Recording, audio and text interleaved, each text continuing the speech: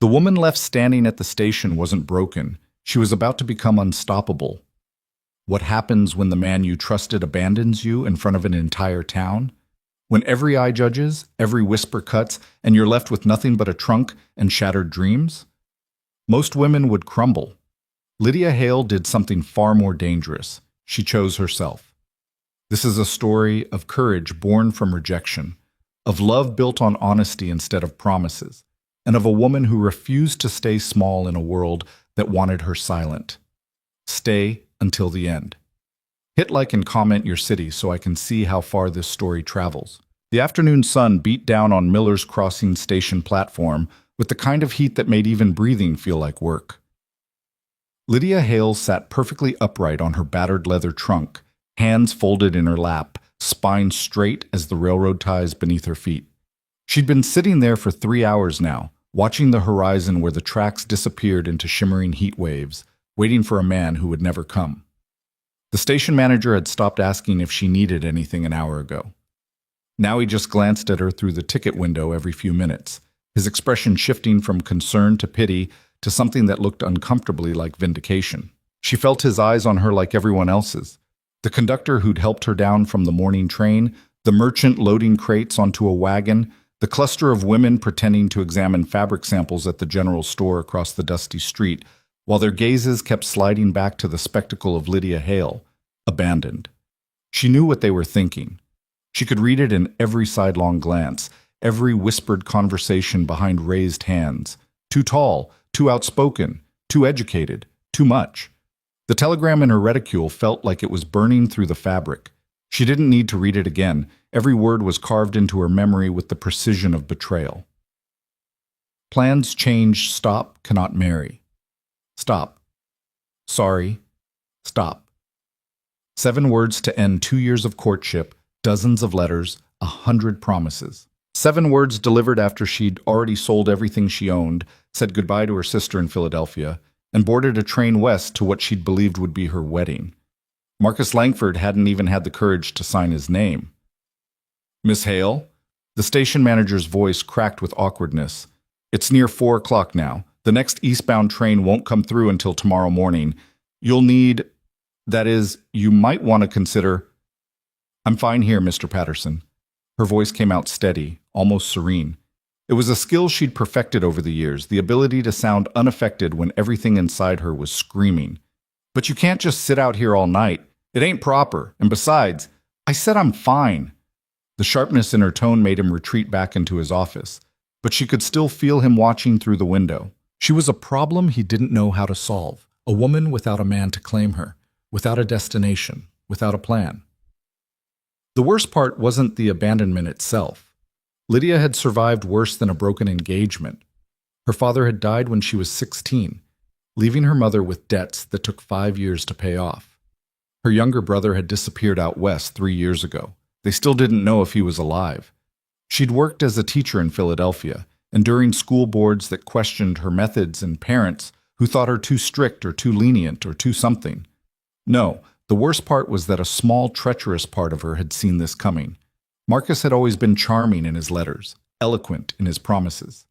But there had been something in his words that never quite rang true, a quality she couldn't name but felt in her bones. When he'd proposed via telegram, "Too busy with business to visit in person, darling, but trust me, our life together will be magnificent," she'd pushed down her doubts. When he'd sent money for her train ticket but never seemed to have time to write more than a few lines, she'd told herself he was simply overwhelmed with preparing their home. She'd wanted to believe so badly that someone had chosen her, wanted her, saw past all the things that made her too much and loved her anyway. But Marcus Langford hadn't loved her. He might not have even known her. And now here she sat, a 32-year-old woman stranded in a town where she knew no one, with $43 to her name and nowhere to go.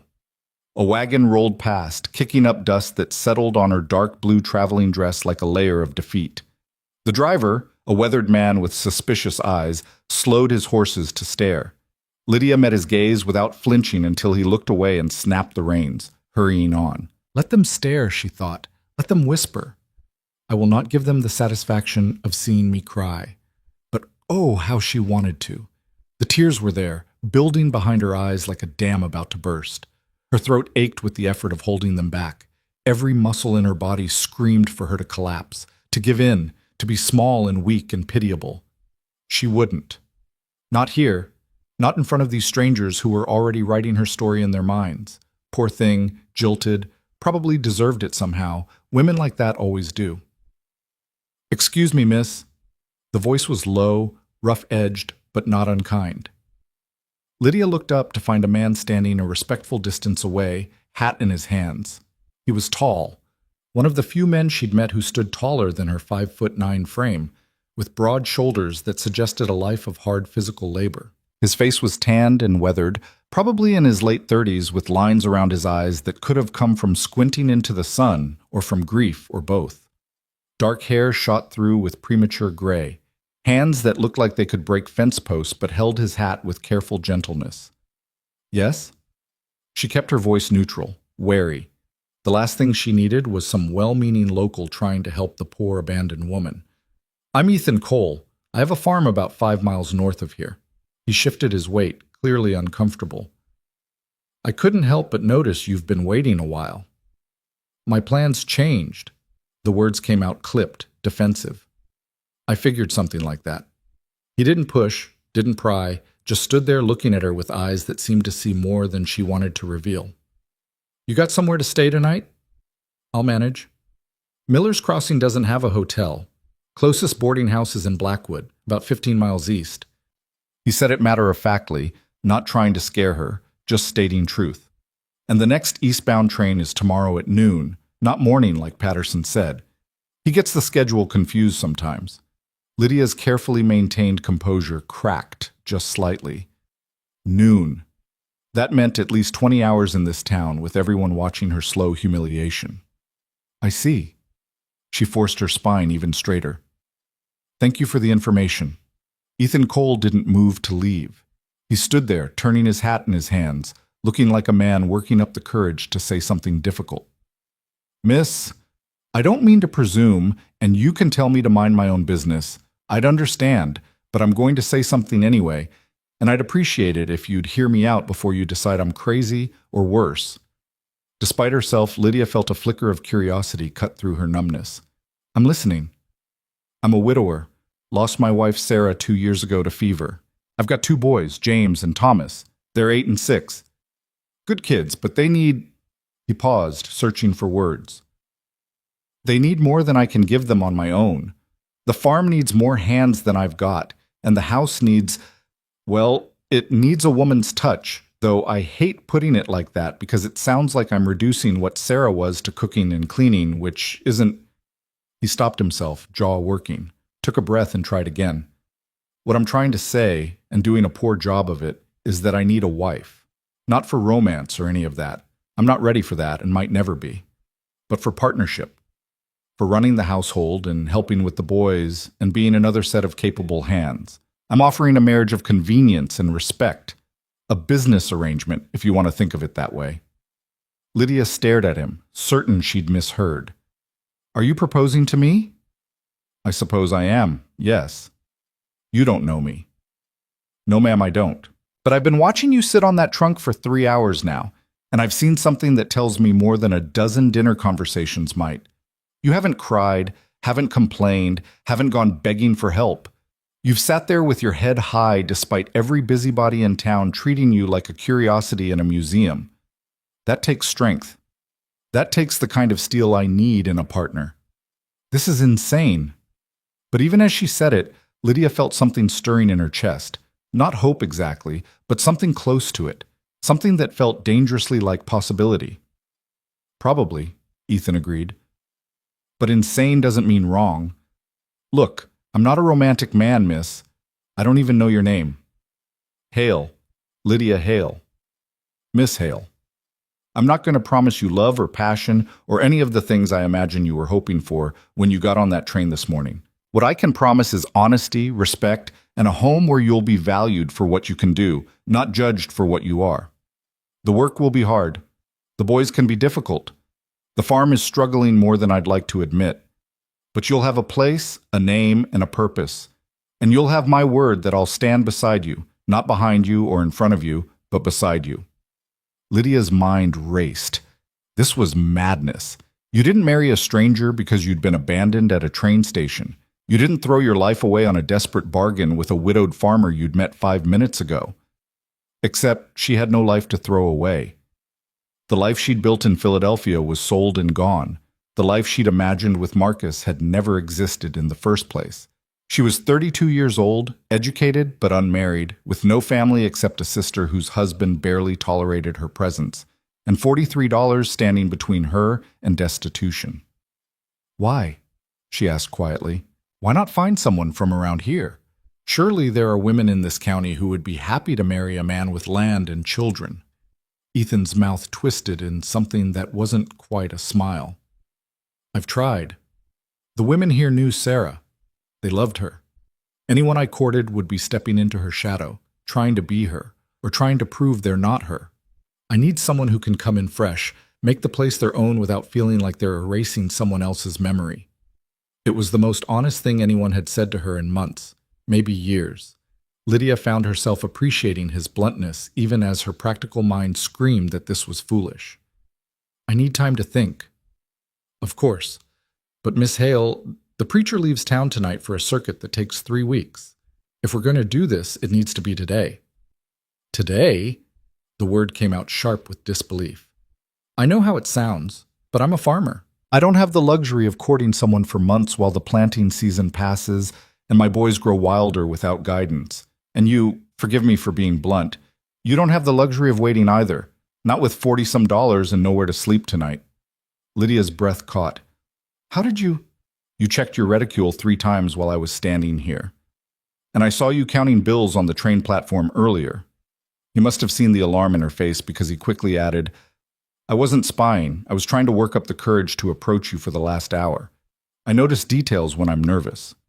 Against all logic, against everything she'd been taught about propriety and proper courtship, Lydia felt herself actually considering this insane proposal. She looked at Ethan Cole, really looked at him, trying to see past the surface to the man beneath. His hands were scarred and calloused, fingernails permanently stained with dirt that no amount of scrubbing would remove. The kind of hands that knew hard work intimately. His clothes were clean but worn, patched in places with more care than skill. A working man, not wealthy but not destitute. His eyes, when they met hers, held no deception she could detect, no hidden cruelty, just exhaustion, determination, and something that might have been desperate hope. If I agreed, and I'm not saying I am, what exactly would you expect from me? Help running the household, cooking, cleaning, mending, the usual domestic work. Teaching the boys their letters and numbers, which I'm terrible at. Help during harvest season if you're able. In return, you'd have a home, food, a share in the farm's profits such as they are, your own room if you want it, respect as the lady of the house. And the marriage itself? She forced herself to ask directly. What would you expect in that regard? Ethan's face colored slightly, but he didn't look away. Nothing you don't want to give. Like I said, this is a partnership, not a love match. What happens between us beyond that is something we'd figure out over time, if it happens at all. I won't force anything on you, Miss Hale. You have my word on that. Lydia's heart pounded. Every rational thought told her to say no, to wait for the eastbound train, to go back to Philadelphia and beg her sister for a place to stay while she found another teaching position, to choose safety over madness. But the rational path had led her here, hadn't it? She'd been rational when she'd accepted Marcus's proposal via telegram instead of insisting on a proper courtship. She'd been rational when she'd ignored her instincts that something was wrong. She'd been rational her whole life, and where had it gotten her? 32, alone, abandoned on a train platform while an entire town whispered about her failure. Maybe it was time to be irrational. I'll need to see the farm first, and meet your sons. I won't marry a man whose children might hate me on sight. Something shifted in Ethan's expression. Surprise, maybe, that she was actually considering this. Of course. My wagon is just across the street. The boys are with my neighbor, Mrs. Chen, but we can stop there on the way. And I want it clear, Mr. Cole, that if I do this, I expect to be treated as an equal partner. Not a housekeeper you've married for convenience, not a replacement for your late wife. A partner. Yes, ma'am, that's exactly what I'm offering. Lydia stood, her legs slightly shaky after 3 hours of sitting. Ethan immediately reached for her trunk. "I can carry my own trunk," she said. He paused, then nodded. "Yes, ma'am. But there's no shame in accepting help either." She studied him for a moment, then stepped back. "All right then. You may help." Together they carried the trunk to his wagon, a sturdy farm wagon that had seen better days but was well maintained. He loaded it carefully while she climbed up onto the seat, very aware of the station manager and half the town watching this development with keen interest. Let them watch. Let them gossip. Lydia Hale was done caring what strangers thought of her choices. As Ethan climbed up beside her and took the reins, she felt the first small crack in the numbness that had encased her all day. Terror and exhilaration mixed together in her chest in equal measure. "This is completely insane," she said quietly. "Yes, ma'am," Ethan agreed, snapping the reins to set the horses moving. "But sometimes insanity is just another word for courage." The wagon rolled away from Miller's Crossing station, leaving behind the whispers and stares and the ghost of Lydia's abandoned future. Ahead lay the complete unknown, a farm she'd never seen, children she'd never met, a life she couldn't have imagined that morning when she'd boarded the train in Philadelphia with hope in her heart and wedding dreams in her mind. But as the station disappeared behind them and the open prairie stretched ahead, Lydia felt something she hadn't felt in longer than she could remember, the fierce, terrifying freedom of choosing her own path, no matter how wild it seemed. Chet. The Chen farm appeared after about 10 minutes of driving through golden prairie grass that bent and swayed in the afternoon wind like waves on an ocean. The house was small but well kept, with a vegetable garden that spoke of careful tending and a yard where chickens scratched contentedly in the dirt. "Margaret Chen is from San Francisco originally," Ethan explained as they approached. "Her husband died in a mining accident 5 years ago. She manages on her own now, takes in washing and sewing, helps out neighboring farms when they need extra hands. She's been looking after the boys when I have to come into town." A woman emerged from the house before they'd even fully stopped. Small, probably in her 40s, with sharp eyes that took in Lydia's presence with evident curiosity. 2 boys tumbled out after her, ranging from maybe 6 to 8 years old, all energy and dirt-smudged faces. "Ethan Cole, you'd better have a good explanation for being gone this long," Margaret said, hands on her hips. Then her gaze landed on Lydia, and her eyebrows shot up. "And an even better explanation for this." Ethan climbed down and helped Lydia from the wagon. She allowed it this time, aware that she was being evaluated by eyes that knew him far better than she did. "Margaret, this is Miss Lydia Hale. Miss Hale, Margaret Chen." "Ma'am," Lydia nodded respectfully. "Miss Hale was stranded at the station. I've asked her to marry me. We're heading to see Reverend Thomas now if she agrees after meeting the boys." Margaret's jaw actually dropped. Then she laughed, a sharp, incredulous sound. "Ethan Cole, have you lost your mind?" "Quite possibly," he admitted. "But it's the sanest kind of madness I've encountered in 2 years." Margaret turned her sharp gaze on Lydia. "You know he's serious? This isn't some joke?" "I'm beginning to understand that, yes. And you're actually considering it? Marrying a man you met, what, an hour ago?" "Less than that," Lydia said. "And yes, I'm considering it. Which probably means I've lost my mind too." Something in Lydia's tone must have resonated because Margaret's expression softened slightly. "Well, at least you're honest about it." She stepped closer, lowering her voice. "You running from something? Law? Debts? A bad situation?" "No, just a broken promise and a man who turned out to be more coward than gentleman." Margaret studied her face for a long moment, then nodded slowly. "All right then." She raised her voice. "James, Thomas, come here and meet Miss Hale." The boys approached with the wariness of young animals encountering something new. The older one, James, Lydia assumed, had his father's dark hair and serious eyes. The younger, Thomas, was lighter-haired with a face full of freckles and a missing front tooth. Lydia crouched down to their level, not forcing closeness but making herself less intimidating. "Hello, James." "Hello, Thomas. I'm Lydia." "Are you going to be our new ma?" Thomas asked with the bluntness of childhood. "Thomas!" Ethan's voice held warning, but Lydia held up a hand.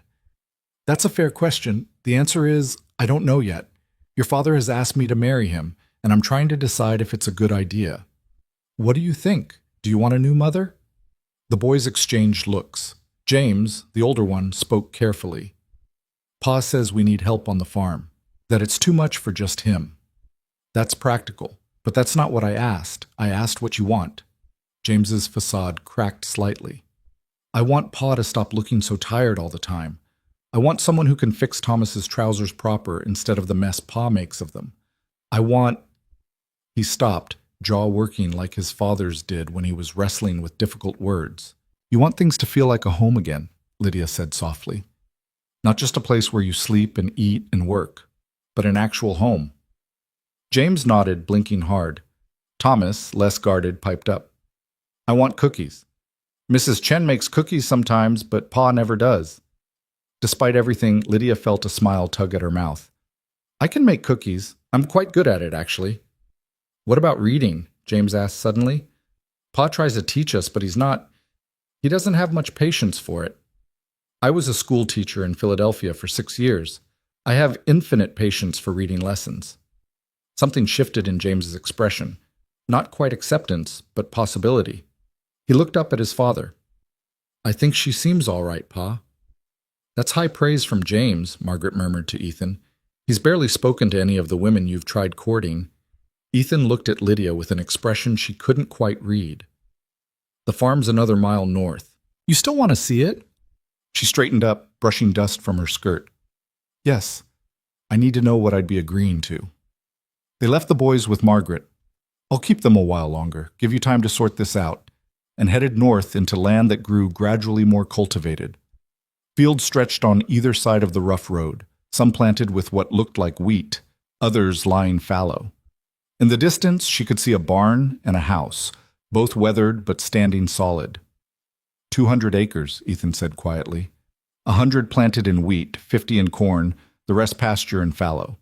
It's good land, but it's a lot for one man to manage. I've been barely keeping ahead of it since Sarah died. Why didn't you hire help? Can't afford it. The farm makes enough to keep us fed and pay the taxes, but not much beyond that. A wife made more sense than a hired man, someone who'd be invested in the place long term, not just working for wages until something better came along. Practical. Everything about Ethan Cole was ruthlessly practical, stripped of sentiment or romance. Lydia found it almost refreshing after Marcus's flowery letters that had turned out to be nothing but empty poetry. The house, when they reached it, was a 2-story frame structure badly in need of paint. The porch sagged slightly on one side. The yard was more dirt than grass, with a few scraggly chickens pecking around. But the roof looked sound, the windows intact, and there was a certain solid permanence to it that spoke of being built to last. Inside was worse than she'd expected and better than she'd feared. The main room served as kitchen and living area, with a large table, a wood stove, and shelves that held mismatched dishes and supplies. Everything was clean but chaotic. Books stacked on the floor because there was no bookshelf, mending piled in a basket that had probably been sitting there for weeks, dishes washed but not put away. Sarah had systems, Ethan said quietly. Ways of keeping everything organized. I've tried, but I don't have her eye for it. The boys and I just sort of stumble through. Lydia walked slowly through the space, taking it all in. The house had good bones. High ceilings, large windows that would let in plenty of light. A proper pantry, though poorly stocked. Upstairs were 4 bedrooms. The boys shared one. Ethan had another. One was being used for storage, and the 4th was empty except for a bed frame. That was Sarah's sewing room, Ethan said from the doorway. I couldn't bring myself to pack her things away. If you want to use it for something else, I'll do it. I should have done it a long time ago. Lydia looked at the sewing basket in the corner, the half-finished quilt draped over a chair, the presence of a woman who was gone, but not forgotten. She must have been a remarkable person. She was. Kind, patient, better than I deserved. She made this house feel warm, made everything feel possible, even when times were hard. His voice roughened. I'm not asking you to replace her. I couldn't ask that of anyone. But I am asking you to help me build something new here. Not the same as what I had, but maybe something good in its own way. Lydia turned to face him fully. I need you to understand something, Mr. Cole. I'm not a saint. I'm not endlessly patient or naturally domestic. I'm opinionated and stubborn. I was told repeatedly in Philadelphia that I was too direct, too unbending, too intellectual for a woman. The man who left me at that station today probably did so because he finally realized I would never be the quiet, biddable wife he'd imagined. Good, Ethan said simply. I don't want quiet or biddable. I want someone strong enough to stand beside me when things get hard, which they will. I want someone who'll tell me when I'm being a fool, which I am sometimes. I want a partner, Miss Hale. Everything else we can figure out as we go. She walked to the window, looking out over the fields that could become hers if she said yes. The sun was sinking lower now, painting everything gold and amber. Somewhere in the distance, she could hear birds calling. This morning, she'd been on a train, heading toward a future she'd imagined in careful detail. Marcus's house in town, morning socials with other wives, maybe children eventually.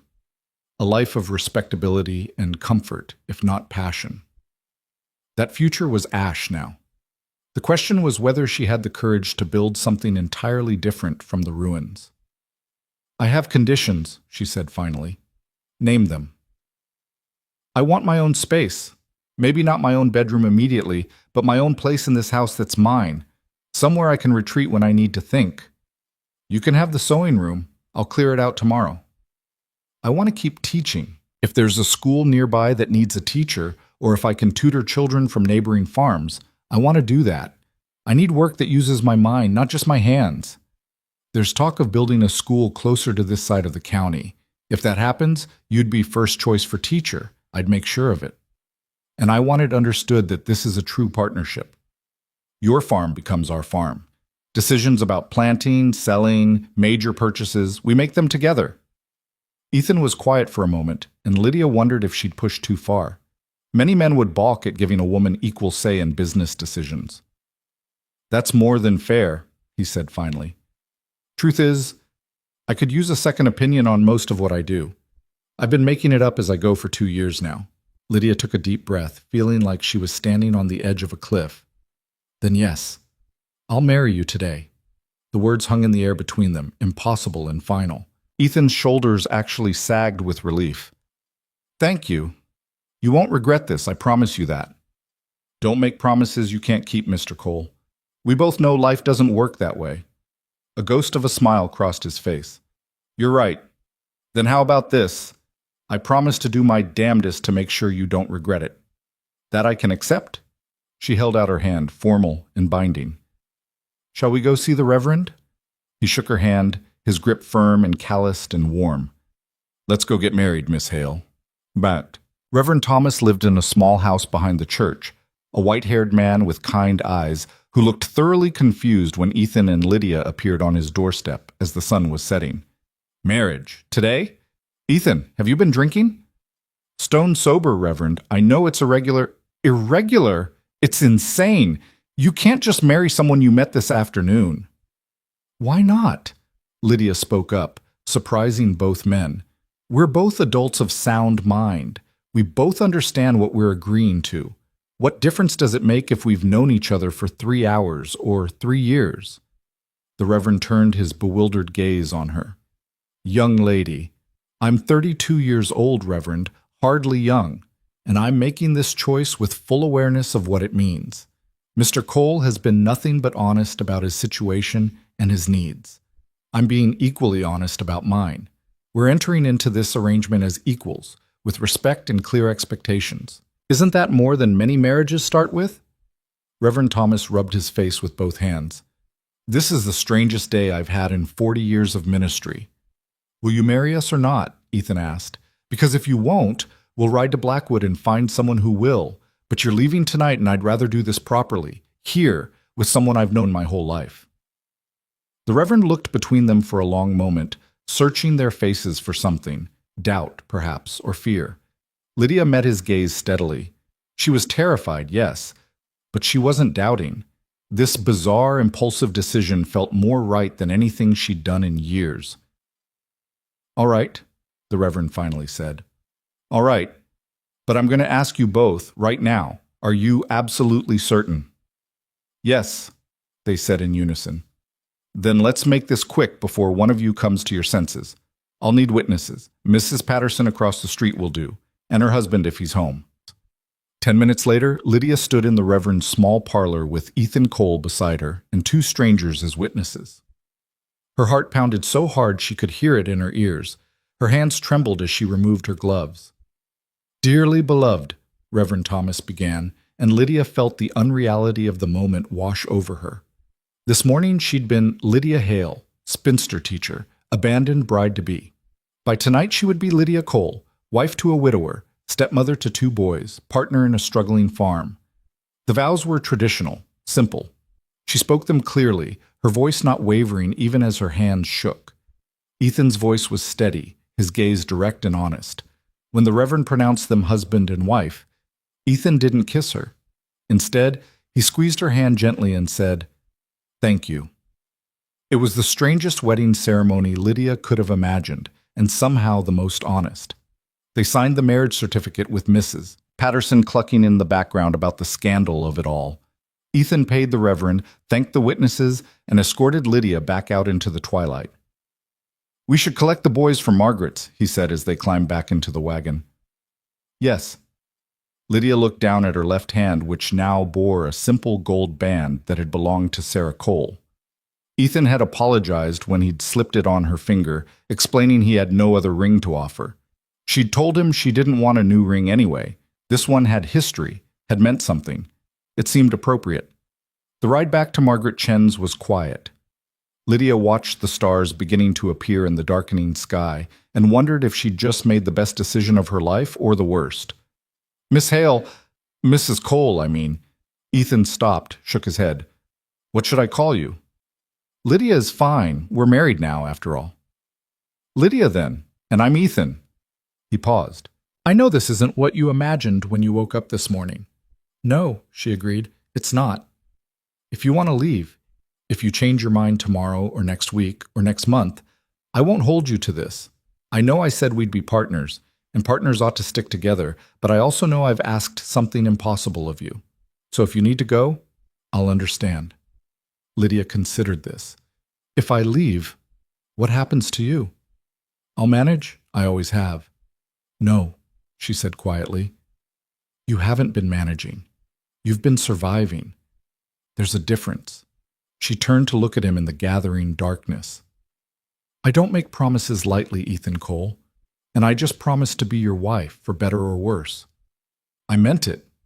I won't promise I'll never be angry or frustrated or overwhelmed, but I will promise that I won't run away when things get difficult." His hands tightened on the reins.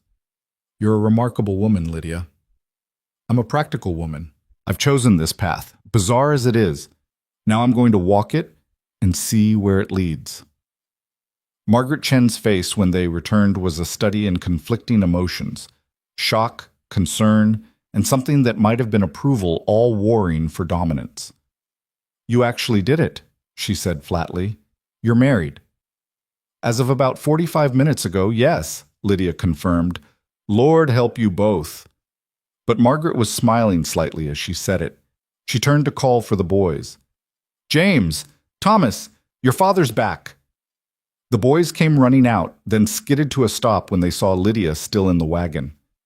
"Miss Hale is Mrs. Cole now," Ethan said quietly. "We got married. She's coming home with us." Thomas's eyes went wide. "Really? Just like that?" "Just like that," Lydia agreed, climbing down from the wagon. "I hope that's all right with you both." James studied her with his serious eyes. "Are you going to try to be our ma?" It was the same question Thomas had asked earlier, but with more weight now. Lydia crouched down again, meeting the boy at eye level. "I'm not going to try to replace your mother. No one could do that. But I am going to try to be someone you can trust, someone who takes care of you and your father, someone who makes this a home again. Is that enough?" James thought about this for a long moment, then nodded slowly. "I guess we'll see." "That's fair," Lydia said. "I guess we all will." The ride to the Cole farm in full darkness felt like crossing into a new world. Lydia sat in the wagon bed with the boys, who chattered excitedly about showing her their room and the barn and the chicken coop, and the creek where they caught frogs in summer. Their voices filled the night air with life and noise and possibility. When they reached the farmhouse, Ethan lit lamps while Lydia stood in the main room and tried to process that this was now her home, her house, her family. "You must be exhausted," Ethan said quietly. "I'll show you where everything is tomorrow. Tonight, the room upstairs on the left is yours if you want it. There's a lock on the door, clean sheets on the bed, though they probably need airing out." "Thank you."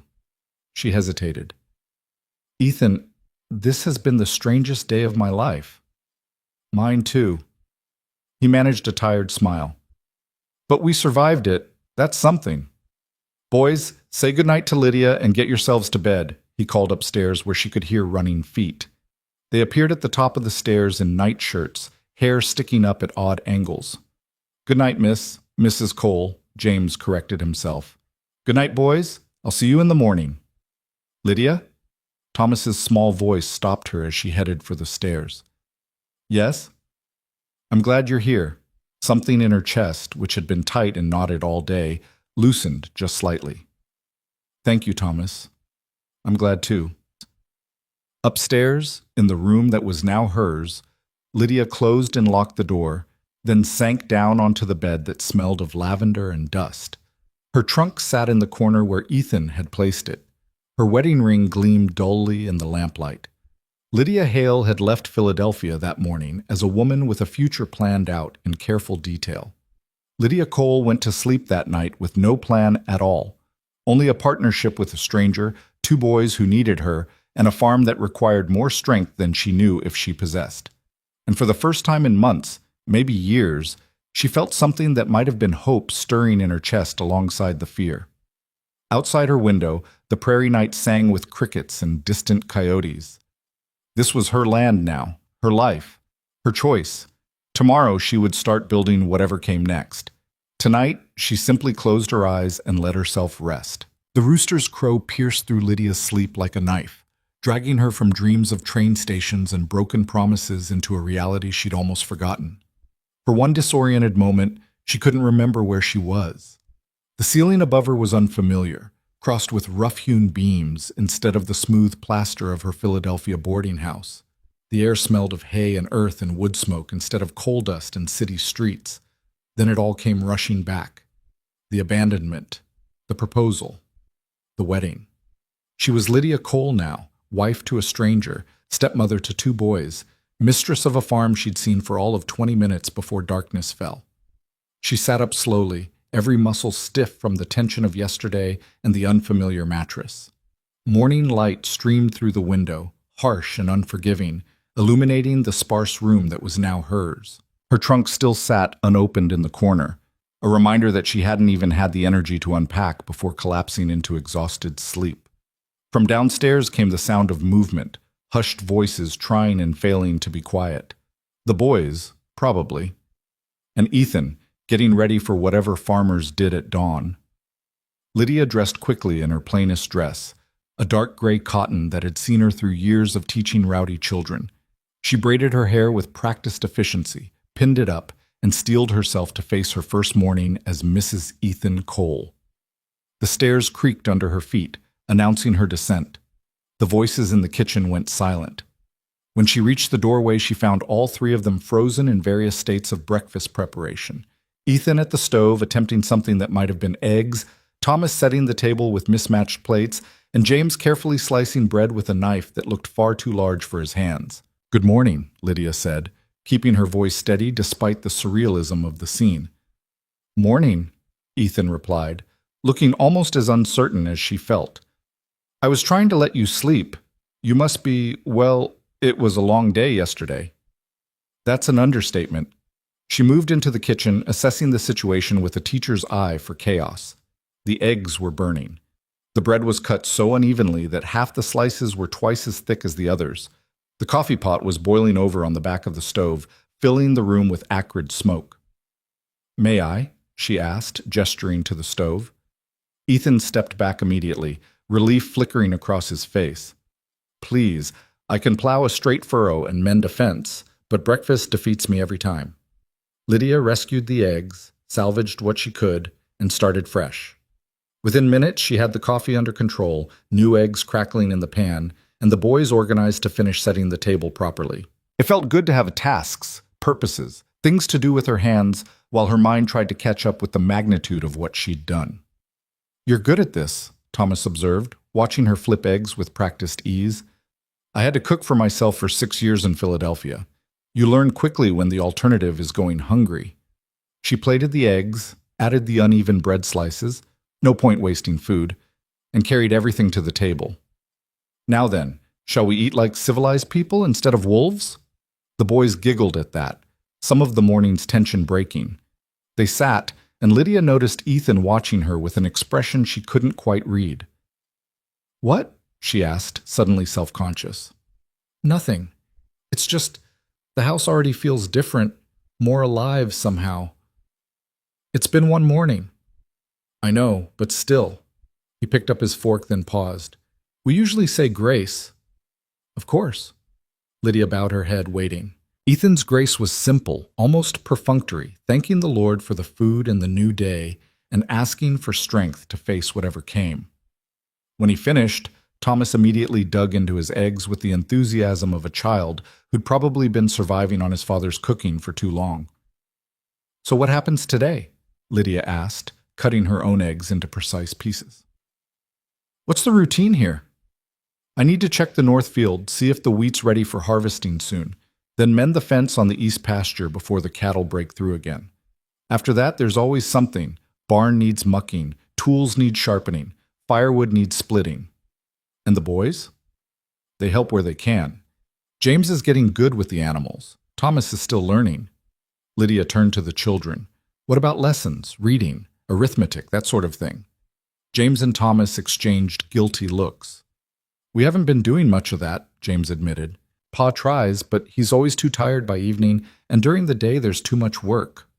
"Well, that changes today. After breakfast, you'll both show me around the farm properly. I want to know where everything is and what you do. Then this afternoon, we'll have lessons. 2 hours minimum every day except Sunday." "2 hours?" Thomas looked horrified. 2 hours, Lydia confirmed. "You're 8 and 6. You should be reading fluently and working on multiplication tables. We have catching up to do." "She's strict," Thomas whispered to his brother. "I heard that. And yes, I am. But I'm also fair.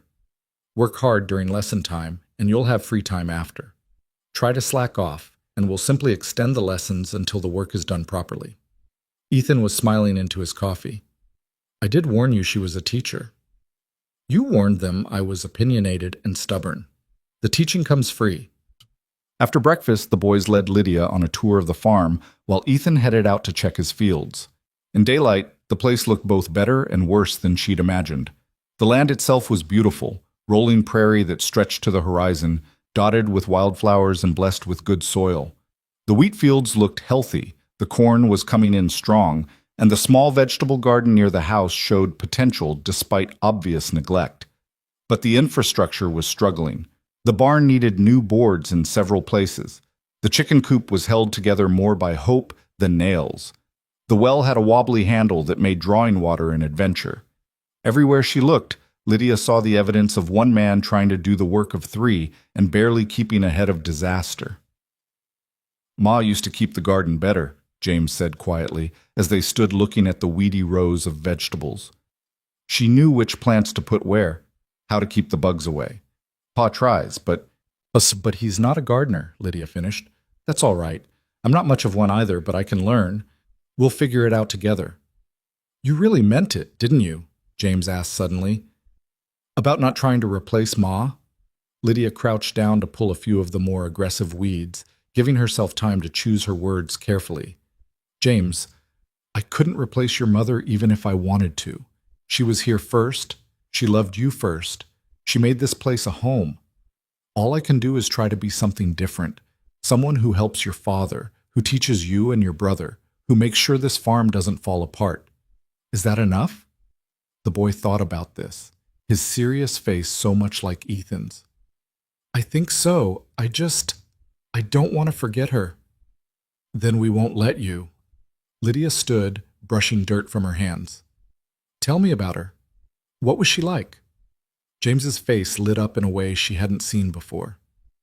She sang all the time, while cooking, while working in the garden, while doing mending. Pa used to say she couldn't carry a tune in a bucket, but it didn't matter because it made her happy. Thomas chimed in, eager now, and she made the best apple pie. Every autumn, when the apples came in, she'd make pies and we'd eat them warm with cream, and it was the best thing ever. She taught me to read using the Bible, James continued, not because we were especially religious, but because it was the biggest book in the house. I can still remember sitting with her, sounding out the words in Genesis. She sounds wonderful, Lydia said honestly. I'm sorry you lost her so young. Me too. James kicked at a stone. Pa doesn't talk about her much anymore. I think it hurts too much. Probably. But that doesn't mean you can't talk about her. With me, with each other, whenever you need to, all right? Both boys nodded, and something in their posture relaxed slightly. They continued the tour, showing her the creek where they fished in summer, the old oak tree with a rope swing that needed replacing, the spot where their mother had planted roses that were now running wild without her care. By the time they circled back to the house, Lydia's mind was full of projects and possibilities. The farm was overwhelming, yes, but it wasn't hopeless. With organization, effort, and 2 more pairs of capable hands, they could turn this place around. She set the boys to cleaning out the chicken coop, a task they complained about but completed without serious rebellion, while she tackled the house. In Philadelphia, she'd lived in a single room. Here, she had an entire house to organize, and the teacher in her couldn't resist the challenge. She started with the kitchen, establishing systems that made sense. Dishes in order of size, pots hung where they'd be easily accessible, dry goods organized in the pantry with the oldest in front. It was satisfying work, creating order from chaos, and it kept her hands busy while her mind processed everything that had happened. Margaret Chen appeared around mid-morning, riding up on a sturdy mare with a basket over her arm. "Thought you might need some supplies," she called out, dismounting with easy grace. "And I wanted to see if you'd come to your senses yet." Lydia wiped her hands on her apron, Sarah's apron, which she'd found hanging on a hook, and went out to meet her. "Still just as insane as yesterday, I'm afraid," Margaret laughed. "Well, at least you're honest about it. I brought eggs, butter, and some bread I baked this morning. Figured Ethan's cupboards are probably bare." "You figured right. Come in. I'll make coffee." They sat at the kitchen table that Lydia had scrubbed until it gleamed, drinking strong coffee while Margaret studied her with those sharp, assessing eyes. "You're not what I expected," Margaret said finally. "What did you expect?" "Someone desperate. Someone running from something. Someone who'd marry Ethan out of pure necessity and resent him for it within a week." She sipped her coffee. "But you're organized, capable. You've already got this kitchen looking better than it has in 2 years. And the way you talked to the boys yesterday, that wasn't desperation. That was strategy." "I was a teacher for 6 years. Strategy is survival." "Maybe. But I think there's more to it than that." Margaret leaned back in her chair. "You want to know what I think?" "I suspect you're going to tell me regardless."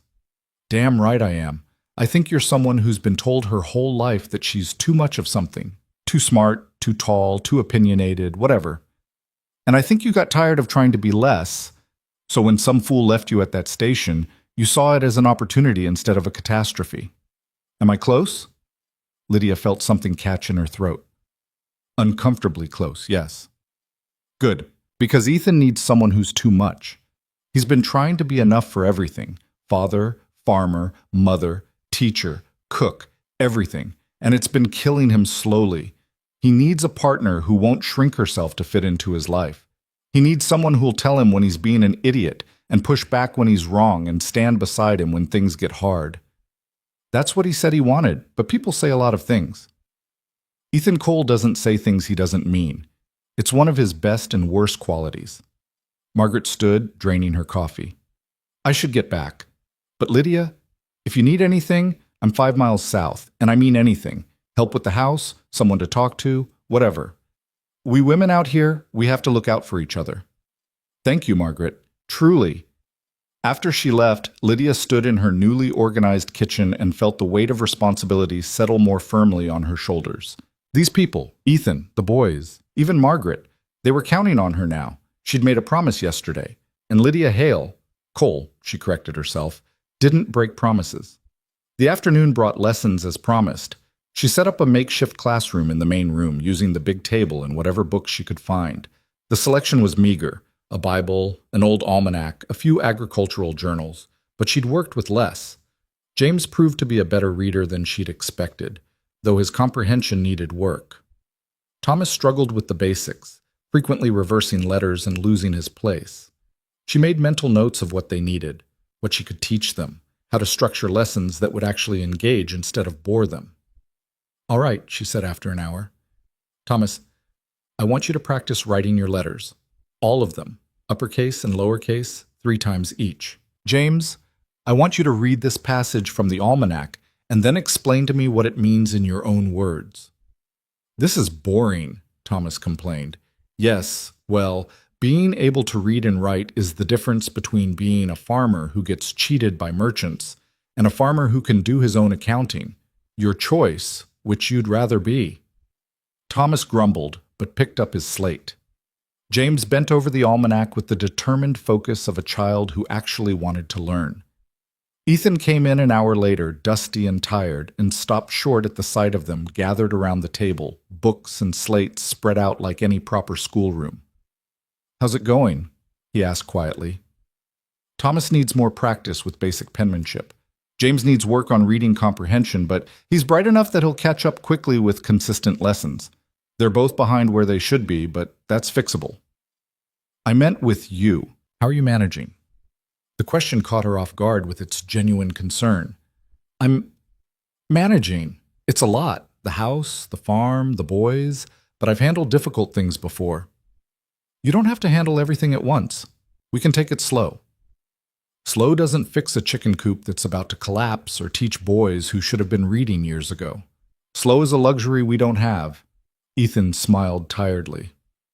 "You really don't do anything by half measures, do you?" "Would you prefer I did?" "No. I'm just realizing what I've gotten myself into. You're going to run this place more efficiently than I ever did, aren't you?" "Someone needs to. No offense, but your organizational systems are non-existent." "None taken. I never claimed to be good at that side of things." They worked through dinner together, Lydia cooking while Ethan set the table and the boys finished their lessons. It was almost domestic, almost normal, if she ignored the fact that she'd known these people for less than 24 hours. After the boys were in bed, Lydia sat at the kitchen table with a cup of tea, making lists by lamplight. Everything that needed doing, supplies that needed buying, repairs that couldn't wait, lessons to plan, garden work to schedule. The list grew longer the more she thought about it, overwhelming in its scope. "You'll burn out if you try to do everything at once." She looked up to find Ethan leaning against the doorframe, watching her. "I'm just organizing my thoughts." "You're making a list that would take 3 people 6 months to complete." He moved into the room, took the chair across from her. "Lydia, I appreciate what you're trying to do, but you don't have to transform everything overnight. If I don't start now, it'll never get done." "Maybe. Or maybe you're trying to prove something." That hit closer to the mark than she liked. "And what would I be trying to prove?" "That you're worth keeping, that marrying you wasn't a mistake, that you belong here." His voice was gentle, without judgment. "But you don't need to prove any of that. You're here. That's enough." "Is it?" The question came out more vulnerable than she'd intended. "Ethan, I barely know you. You barely know me. What if this whole thing falls apart in a week?" "Then it falls apart. But I don't think it will. You want to know why?" "Why?" "Because you're still here. You could have run last night, locked yourself in that room, and waited for the morning train back east. But you got up this morning, you made breakfast, you organized the kitchen, you taught my boys. That tells me everything I need to know about your character." "I made a promise." "Exactly. And so did I." He stood, started to leave, then paused. "Sarah used to make lists too. Pages and pages of things to do, ways to improve the farm, projects she wanted to try. Sometimes I think the only reason she married me was because I came with 200 acres of possibility." It was the first time he'd talked about his wife directly. Lydia held very still, not wanting to interrupt. "She was a force of nature," Ethan continued quietly. "Always moving, always planning, always 3 steps ahead of everyone else. The boys get their energy from her, and when she died, it was like the wind stopped blowing. Everything just stopped. He met Lydia's eyes. I'm not asking you to be her, but I'm grateful that there's wind in this house again. After he'd gone upstairs, Lydia sat alone in the quiet kitchen, surrounded by her lists and plans. She thought about Sarah Cole, the woman who'd sung off key and made perfect pies and turned this house into a home. She thought about Marcus Langford, who'd promised her everything and delivered nothing. And she thought about herself, Lydia Hale, who'd been too much her whole life and was now trying to be exactly enough. The week fell into a rhythm that was exhausting but satisfying. Mornings brought farm work. Lydia threw herself into learning everything she could about running the place. She collected eggs, learned to milk the temperamental cow, helped mend fences until her hands were covered in splinters. Ethan proved to be a patient teacher, showing her how to do things without making her feel incompetent when she failed. Afternoons were for lessons with the boys, and she was relentless in her expectations. 2 hours minimum, sometimes 3 if they weren't focused. She made flashcards from scraps of paper, created math problems using farm examples, turned everything into an opportunity to learn. Thomas complained constantly, but his letters were getting steadier. James bloomed under the attention, reading anything she put in front of him with increasing confidence. Evenings brought the work that never ended, cooking, cleaning, mending. But Lydia established routines, systems, ways of doing things that made sense. Dishes washed immediately after dinner. Mending done while sitting with the family instead of alone. Bread dough set to rise overnight so mornings were easier. The house transformed around her. Not overnight, but gradually, like dawn creeping across the prairie. The chaos became order. The empty rooms became purposeful. The air of abandonment gave way to something that felt almost like home. You're killing yourself, Margaret said during her 3rd visit in as many weeks. Lydia, you need to rest. I'll rest when the work is done. The work is never done on a farm. That's the whole point. You have to pace yourself. But Lydia couldn't pace herself. Every moment she wasn't working felt like admitting defeat, like proving that Marcus had been right to abandon her, that she wasn't strong enough or capable enough or enough of anything. It was Ethan who finally forced the issue. He found her in the garden at sunset, still weeding even though she could barely see what she was doing in the fading light. Lydia, stop. I'm almost finished with this row. No, you're not. You're going to stop right now, come inside, eat the dinner the boys made, which is probably terrible, but they tried, and then you're going to sleep for 10 hours straight. I don't need... Yes, you do. You've been running on fumes for 3 weeks. I can see it in your face, in the way you move. You're exhausted. There's too much to do.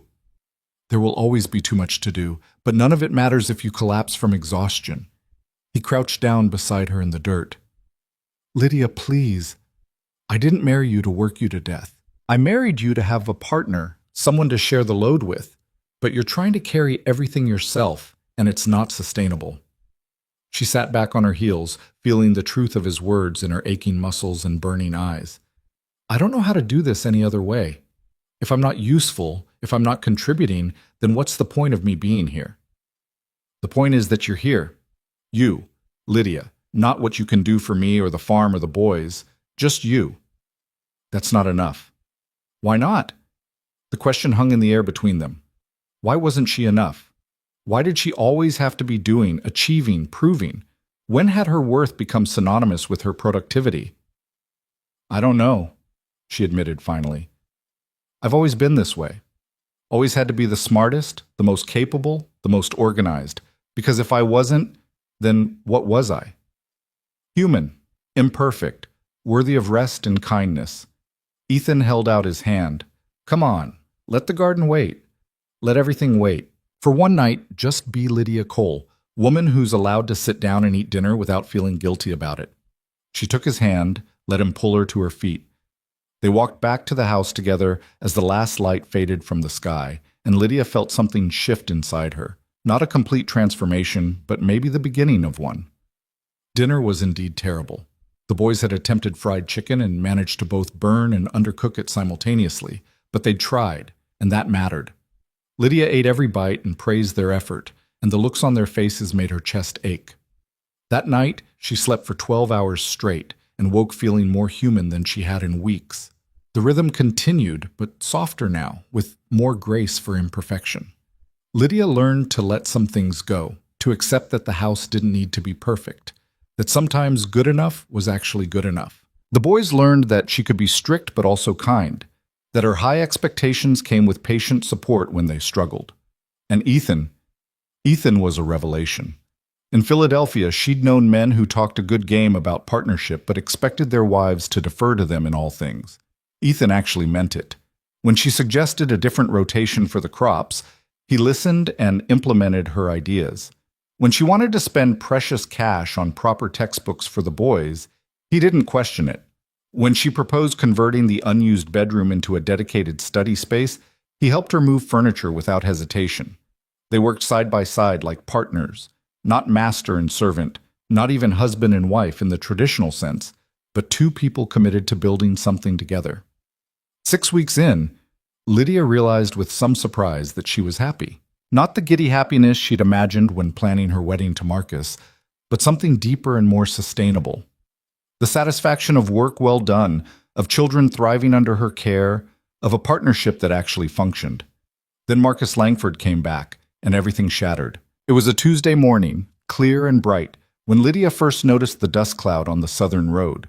She was hanging laundry on the line behind the house, pins held between her teeth, when the glint of sun on polished metal caught her eye. A carriage, expensive by the look of it, drawn by horses too fine for farm country. It moved with purpose down the rough road toward their property, and something in Lydia's stomach turned cold. She knew, even before she could make out the details. Some instinct deeper than logic screamed warning. The boys were in the barn with Ethan, mucking out stalls and arguing good-naturedly about whose turn it was to feed the chickens. Lydia dropped the wet sheet back into the basket and walked toward the house, forcing herself not to run. The carriage rolled closer, slowing as it approached their drive, and she could see now that there were 2 men on the driver's bench and at least 1 passenger inside. Ethan emerged from the barn, wiping his hands on his trousers, frowning at the unexpected visitors. The boys trailed behind him, curious and wary in the way of children who didn't see strangers often. The carriage stopped 20 feet from the house. The driver, a thick-necked man with cold eyes, stepped down first. Then he opened the passenger door, and Marcus Langford emerged. He looked exactly as Lydia remembered from the one photograph he'd sent her, tall, well-dressed, with the kind of polished good looks that came from money and easy living. Dark hair swept back from a high forehead, clean-shaven jaw, expensive suit that had no business being in farm country. He smiled when he saw her, as if his appearance was a delightful surprise instead of an invasion. "Lydia, darling, I finally found you." She felt Ethan stiffen beside her, felt the boys press closer to their father. Her voice, when it came, was ice. "Mr. Langford, what are you doing here?" "What am I—" He laughed, spreading his hands in a gesture of bewildered innocence. "I'm here to collect my fiancée, of course, to apologize for the terrible misunderstanding and take you home where you belong." "I'm not your fiancée. I haven't been since you sent that telegram." "About that." Marcus stepped forward, and the driver moved with him, a shadow that promised violence. "That was a mistake, you see. A moment of cold feet, nothing more. Business pressures, family obligations. It all became overwhelming, and I panicked. But I've had time to think, to realize what I was throwing away. I'm here to make it right." Ethan's voice cut through the morning air, quiet but hard as iron. "The lady said she's not your fiancée. That seems pretty clear to me." Marcus's gaze shifted to Ethan for the first time, assessing and dismissive in the same moment. "And you are?" "Her husband, Ethan Cole. This is my farm, and Lydia is my wife. You need to leave." For a moment, Marcus just stared. Then he laughed, genuine amusement coloring his voice. "Her husband? Lydia, is this some kind of joke? You can't actually have married this farmer." "I married him 6 weeks ago," Lydia said, lifting her chin, "the day after you abandoned me at the station, and I have no interest in whatever apology or explanation you've come to offer." "You married a stranger out of spite?" Marcus's voice rose, and anger creeping in beneath the polished surface. "Lydia, be reasonable. You were hurt. I understand that. But throwing your life away on some dirt farmer because I made a mistake, I didn't throw my life away. I chose a different one. You chose poverty and isolation and wasting your talents on teaching farm children their ABCs. He took another step closer, and now there was no trace of the charming suitor in his expression, only entitled fury. I can give you everything, Lydia. A home in the city, society, culture, everything you deserve. What can he give you? Calluses and endless work and a life so small it'll strangle you? He can give me honesty, Lydia said quietly, and respect, and a partnership where I'm valued for who I am, not shaped into who someone wants me to be. That's more than you ever offered, Marcus. The mask cracked completely. Marcus's face twisted with rage and something uglier, the fury of a man who'd never been told no, who'd never had a woman choose someone else over him.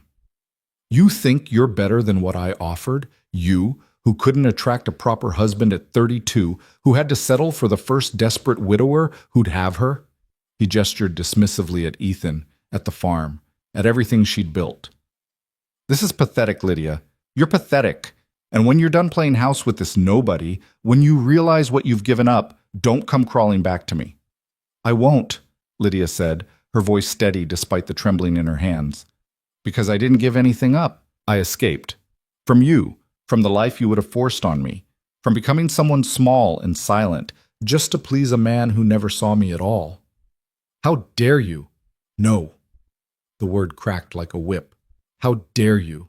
How dare you abandon me at a train station and then show up weeks later expecting gratitude? How dare you insult my husband and my life and think I'll just fall at your feet? I'm done with you, Marcus. I was done the moment that telegram arrived. Now get off our land before I have my husband remove you forcibly. Marcus's face went red, mottled with rage. He turned to Ethan.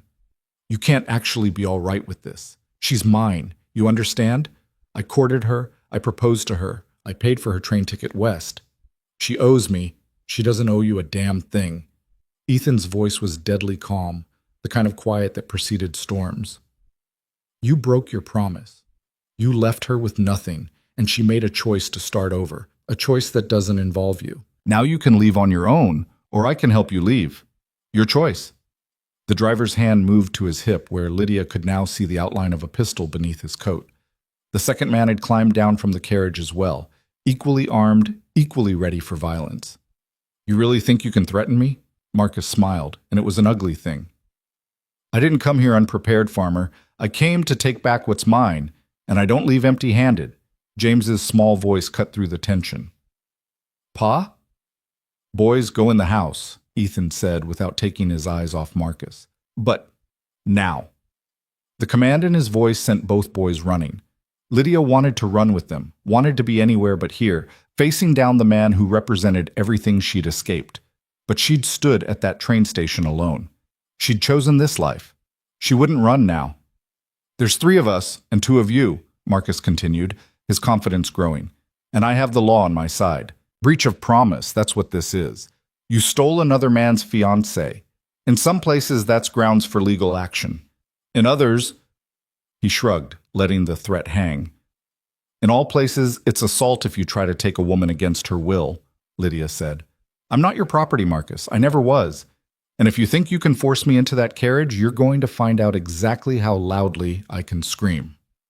Lydia, darling, don't be dramatic. I'm trying to save you from this disaster of a marriage. You'll thank me later. She's not going anywhere, Ethan said. His hand moved to his belt, and Lydia saw he'd brought the hunting knife he used for field work. Not much against 2 pistols, but something. And you're running out of time before I stop being polite about asking you to leave. Marcus studied them both, calculating. Lydia could see him weighing options, measuring resolve, trying to determine if violence would get him what he wanted or just complicate things. She forced herself to stand tall, to meet his gaze without flinching, to show no fear even though her heart was hammering so hard she could barely breathe. You know what the funny thing is? Marcus said finally, his voice dropping to something almost conversational. I didn't even want to marry you, Lydia. My father insisted, said I needed a respectable wife, someone educated who could manage a household. But the moment I saw that photograph you sent, I knew you'd be a burden. Too tall, too severe, too much like hard work. The telegram was a relief, honestly, A coward's way out, yes, but still a relief. The words were meant to wound, and they did. Lydia felt them land like physical blows, every insecurity she'd ever had about being too much validated by this cruel, petty man. But she'd spent 6 weeks building calluses, literal and metaphorical. She'd learned that being too much was only a problem for people who were too little. "Then why are you here?" she asked quietly. "Because you embarrassed me."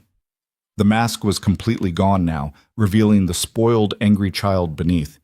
"You were supposed to go home quietly, nurse your broken heart, maybe find some clerk to marry eventually. Instead, you married some farmer and made me look like a fool. People are talking, Lydia, saying I got rejected, that you chose poverty over me. My father is furious, and I don't accept rejection." "Then you're going to have to learn," Ethan said, "because my wife has made her choice clear. Now you can leave with your dignity intact, or you can leave after I've broken your nose. Those are your only options." The driver's hand moved toward his pistol. Time seemed to slow, crystallizing into a single moment of perfect clarity. Lydia saw Ethan shift his weight, ready to fight despite being outgunned. She saw Marcus's calculating expression, trying to determine if he could get away with violence this far from town. She saw the morning sun glinting off the pistol as it cleared the driver's belt. Then she stepped forward, directly between Ethan and the armed men, and started screaming. It wasn't a scream of fear or panic. It was a calculated, piercing shriek designed to carry across the prairie, to alert anyone within a mile that something was wrong. She screamed like her life depended on it, like she was being murdered, like she needed help immediately. The effect was instantaneous. The driver froze, uncertain. Marcus actually flinched, and from the direction of Margaret Chen's farm came an answering shout, then the sound of horses being spurred to speed. "You can shoot me," Lydia said, stopping the scream as suddenly as she'd started it. "But my neighbors will hear it. They're already coming, and I don't think you want to explain to the sheriff why you killed a woman on her own property." Marcus's face went through several expressions in rapid succession: shock, fury, calculation, and finally, bitter acceptance. "This isn't over, Lydia. You think you can hide out here on this pathetic farm, but I have resources. I have connections. I can make your life very difficult." "You already did that when you sent that telegram," she replied. "And look how well it turned out for me." Margaret Chen rode up at full gallop, rifle across her saddle, fury in her face. Behind her came two of her hands, both armed, both looking ready for a fight. "Everything all right here?" Margaret called out, her rifle not quite pointing at Marcus, but not quite pointing away either. "Just some visitors leaving," Ethan said. "Isn't that right, Mr. Langford?" Marcus's jaw worked, his hands clenching into fists. For a moment, Lydia thought he might actually try to force the issue, consequences be damned. But he was fundamentally a coward, and cowards didn't fight when the odds weren't overwhelmingly in their favor. "This isn't over," he repeated, climbing back into his carriage. "You made your choice, Lydia. Now you can live with it, alone on this failing farm with a man who'll never be anything but a dirt farmer. I hope it was worth it." "It was," she said simply. "Goodbye, Marcus." The carriage rolled away, dust rising in its wake. Lydia stood perfectly still until it disappeared over the rise, until the sound of hoofbeats faded completely. Then her knees buckled. Ethan caught her before she hit the ground, his arms solid and real around her. "I've got you. You're safe. He's gone." "Did that just happen?" She couldn't stop shaking. Did we just... "You were magnificent," Margaret said, dismounting and hurrying over. "That scream could have woken the dead. I thought you were being murdered." "That was the idea." Lydia's laugh came out shaky, edged with hysteria. "I thought, when his man went for his gun, I thought, don't think about it now." Ethan helped her stand, kept his arm around her waist when her legs proved unsteady. "It's over. You're safe." But it wasn't over, and they all knew it. Marcus Langford had retreated, but he hadn't surrendered. The threat in his voice had been real, the promise of retaliation genuine. He was a man with money and pride and connections, and he'd just been publicly humiliated by a woman he considered his property. The boys came tumbling out of the house where they'd been watching from the window, eyes wide with shock, and something that might have been awe. "That was amazing," Thomas breathed. "The way you screamed and those men came running." "That was terrifying," James corrected, but he was looking at Lydia with new respect. "You were really brave." I was really scared, Lydia admitted. But sometimes being brave just means being scared and doing the thing anyway. Margaret's hand stayed close to her rifle. Ethan, you should take this to the sheriff. That man threatened you on your own property, had armed men ready to use force. That's not legal, even if he did have some claim on Lydia, which he doesn't. Agreed. I'll ride into town this afternoon. I'm going with you, Lydia said immediately. Lydia, you should rest. I'm going with you. Her voice was firm despite the trembling. This is my fight as much as yours, probably more. I need to make a statement, make it official that I want nothing to do with Marcus Langford and that any attempts to contact me or threaten this family will be considered harassment. Ethan studied her face, then nodded. All right, Margaret, can you... I'll stay with the boys, and Ethan, take the rifle, just in case. They rode into town that afternoon, Lydia still in her work dress because she refused to waste time changing into something more presentable. The sheriff, a weathered man named Tom Buckley, who'd known Ethan since childhood, listened to their story with growing anger. Marcus Langford, he repeated, writing the name down carefully. From back east? Philadelphia originally, but he claimed to have business interests all over. I never asked for details. Lydia twisted her hands in her lap. Sheriff, what can he actually do? Legally, I mean. He said something about breach of promise. Breach of promise is a real thing, Buckley admitted. Man can sue a woman for backing out of an engagement, but it's supposed to be the man who's wronged, not the woman. And given that he's the one who broke it off via telegram, then showed up weeks later after you'd already married someone else, he shook his head. No judge I know would give him the time of day, but that doesn't mean he won't try, or that he won't cause trouble other ways. What kind of trouble? Ethan asked. Depends on his resources and how vindictive he wants to be. Could spread rumors, damage your reputation, could try to interfere with your business, make it hard to sell crops, get credit at the bank, that sort of thing. Could hire men to harass you, make your life difficult in ways that are hard to prove. Men like that, men with money and wounded pride, they can be dangerous in indirect ways. Lydia felt cold dread settling in her stomach. So what do we do? Document everything. If he contacts you again, write it down. Date, time, what was said. If anyone who works for him shows up, same thing. Don't engage if you can help it. Just record it. And if anyone threatens you directly or tries to damage your property, you come straight to me. He tapped his desk. I'll send word to the surrounding counties, let other sheriffs know to watch for this fellow. And I'll make some discreet inquiries, see if Mr. Marcus Langford is known to law enforcement anywhere. They rode home in silence, the afternoon sun slanting long shadows across the prairie. Lydia couldn't stop replaying the morning's confrontation, couldn't stop hearing Marcus's voice promising that it wasn't over. I'm sorry, she said finally. Ethan glanced at her. For what? For bringing this into your life. You and the boys, you didn't sign up for this kind of trouble when you married me. Lydia, stop. I married you knowing exactly nothing about your past except that you'd been left at a train station. For all I knew, you could have been running from a dozen angry suitors or a criminal conspiracy or who knows what. I took that risk willingly. But Marcus is a bully and a coward. We'll deal with him like we deal with any problem on the farm. Practical, straightforward, and together. All right?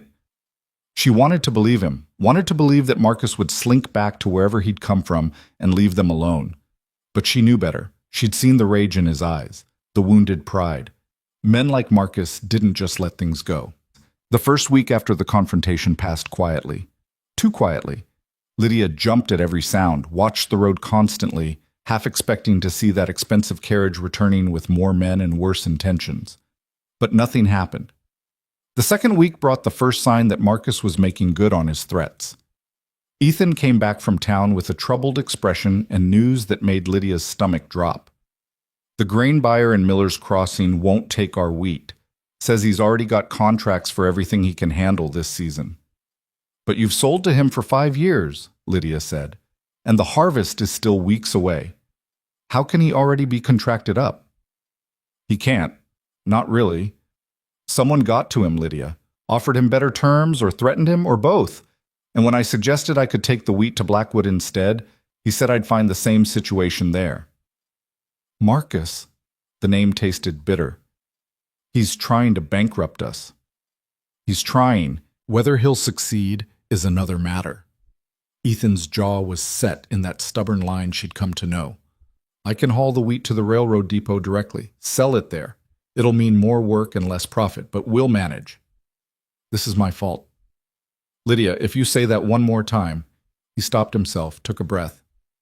This is not your fault. This is Marcus Langford being a vindictive bastard because his pride got hurt.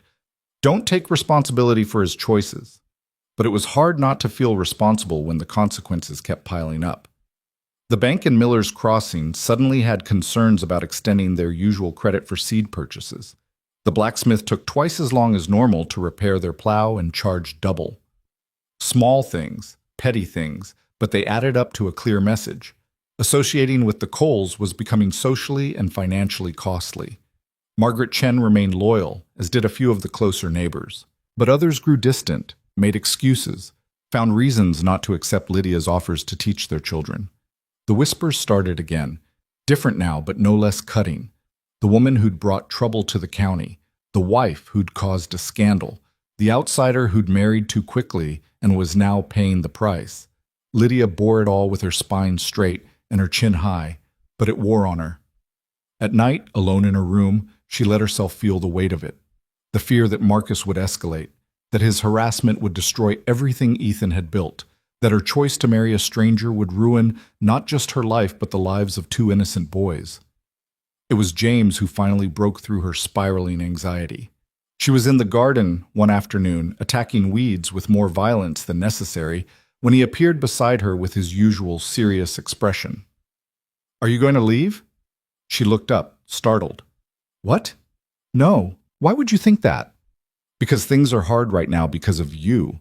Because people are being mean and Pa's having trouble selling the wheat, and it's all because that man wants you back." He twisted his hands together. "Thomas thinks you'll leave because it'd be easier for everyone. I told him you wouldn't, but you're not sure." Lydia sat back on her heels, her heart breaking at the fear in his young face. "James, come here." He came reluctantly, and she took his dirty hands in her equally dirty ones. "I'm not leaving. Not because of Marcus Langford, not because of petty people in town, not because things are hard.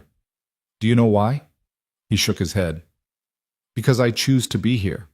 Not because I have nowhere else to go anymore. I could go back to Philadelphia if I wanted, find another teaching job.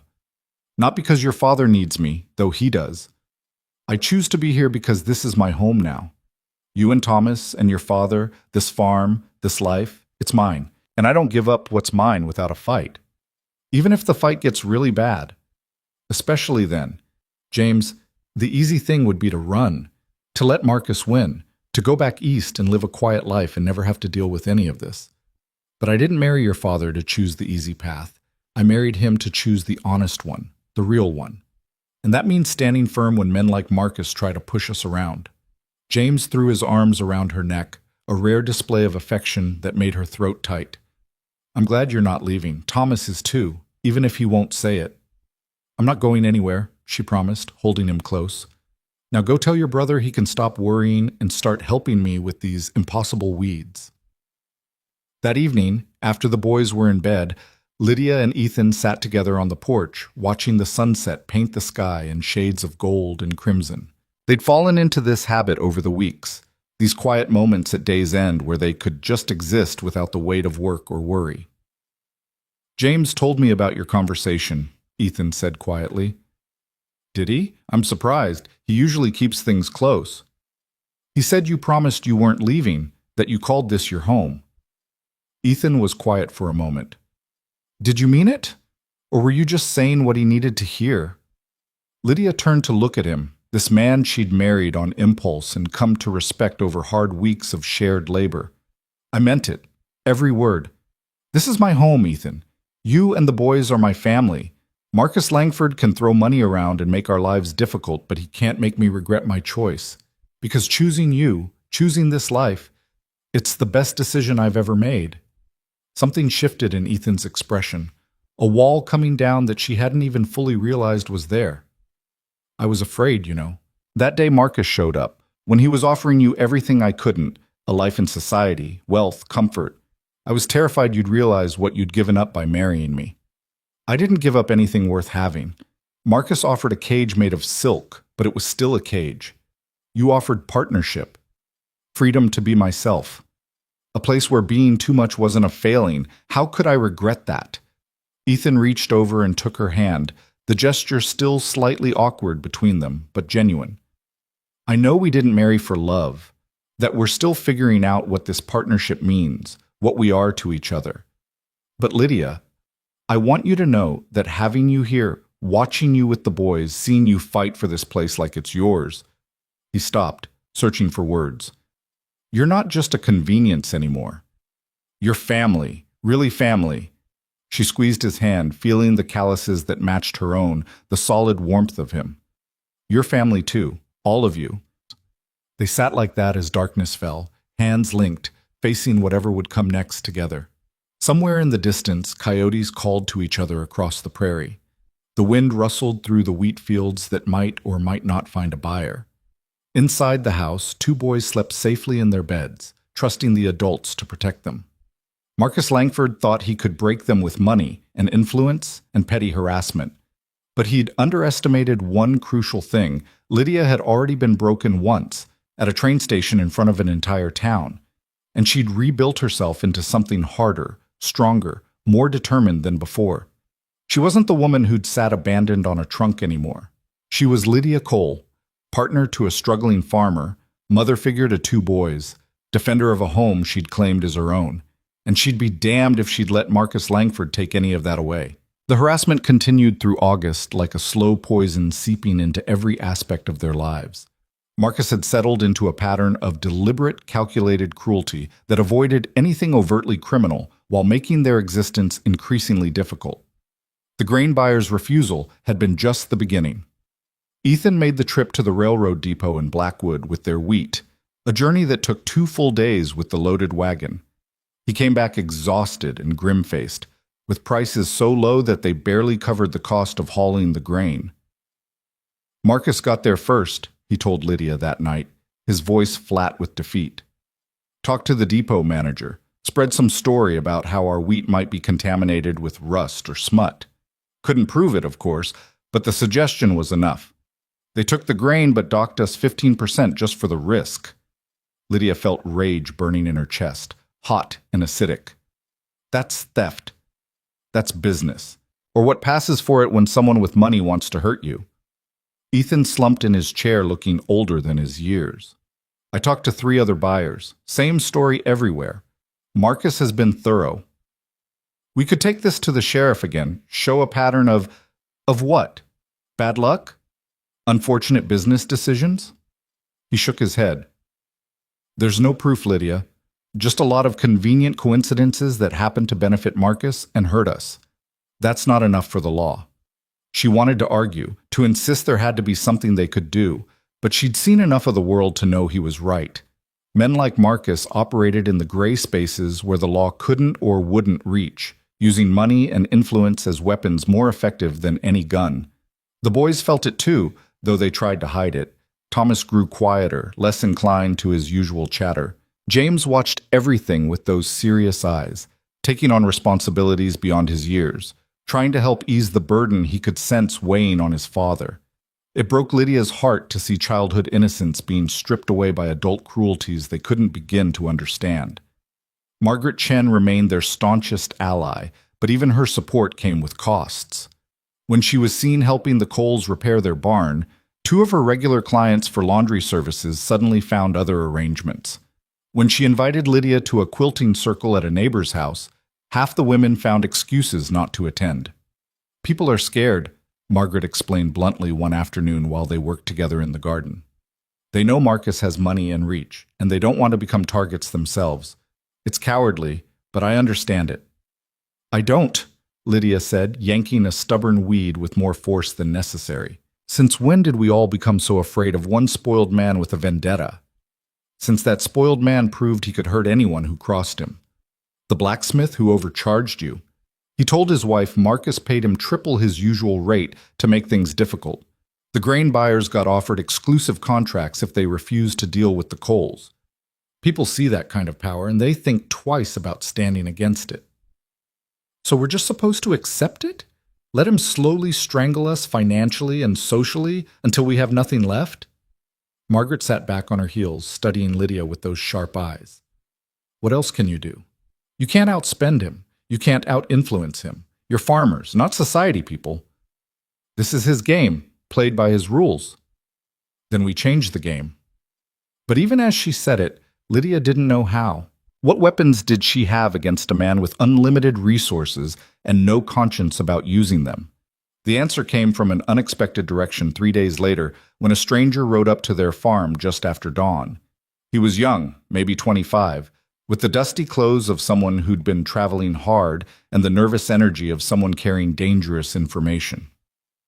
Mrs. Cole? Mrs. Lydia Cole? She was feeding the chickens still in her nightdress and work apron. Yes? My name's Daniel Pritchard. I'm a law clerk from Philadelphia. He dismounted, glancing around nervously. I need to speak with you privately. It's about Marcus Langford. Ethan emerged from the barn, alerted by the stranger's voice. His hand rested casually near the rifle he'd taken to carrying since Marcus's visit. What's this about? It's all right, Lydia said, though her heart was racing. Mr. Pritchard, you can speak in front of my husband. What do you know about Marcus? The young man pulled an envelope from his saddlebag, worn from travel. I worked for Marcus's father's law firm for 2 years. I handled a lot of the family's private matters, including some things that weren't entirely legal. Marcus has done this before, Mrs. Cole. What he's doing to you, the harassment, the business interference, it's a pattern. What do you mean? Daniel looked around again, as if expecting Marcus's men to appear from the prairie grass. There was another woman 3 years ago in Boston, Martha Hensworth. She was engaged to Marcus, broke it off when she discovered he'd been keeping a mistress. He didn't take it well. Spent 6 months systematically destroying her reputation, drove her father's business into bankruptcy, made it impossible for her to find work.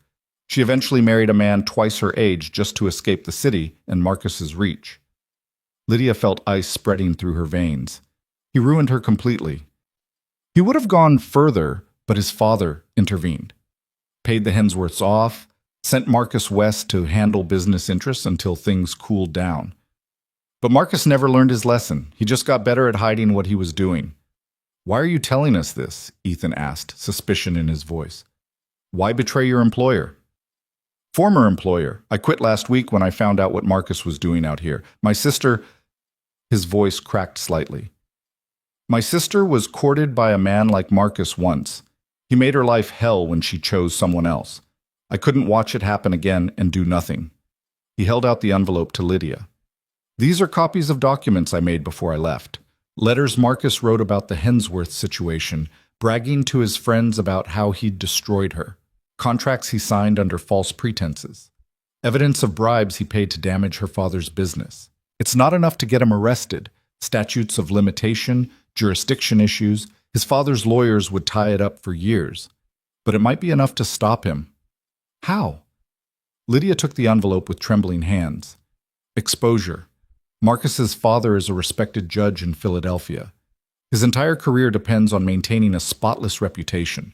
If proof of Marcus's behavior became public, if newspapers got hold of this, it would destroy the family name. And Judge Langford cares about nothing more than his legacy. Ethan moved closer, reading over Lydia's shoulder as she pulled out the documents.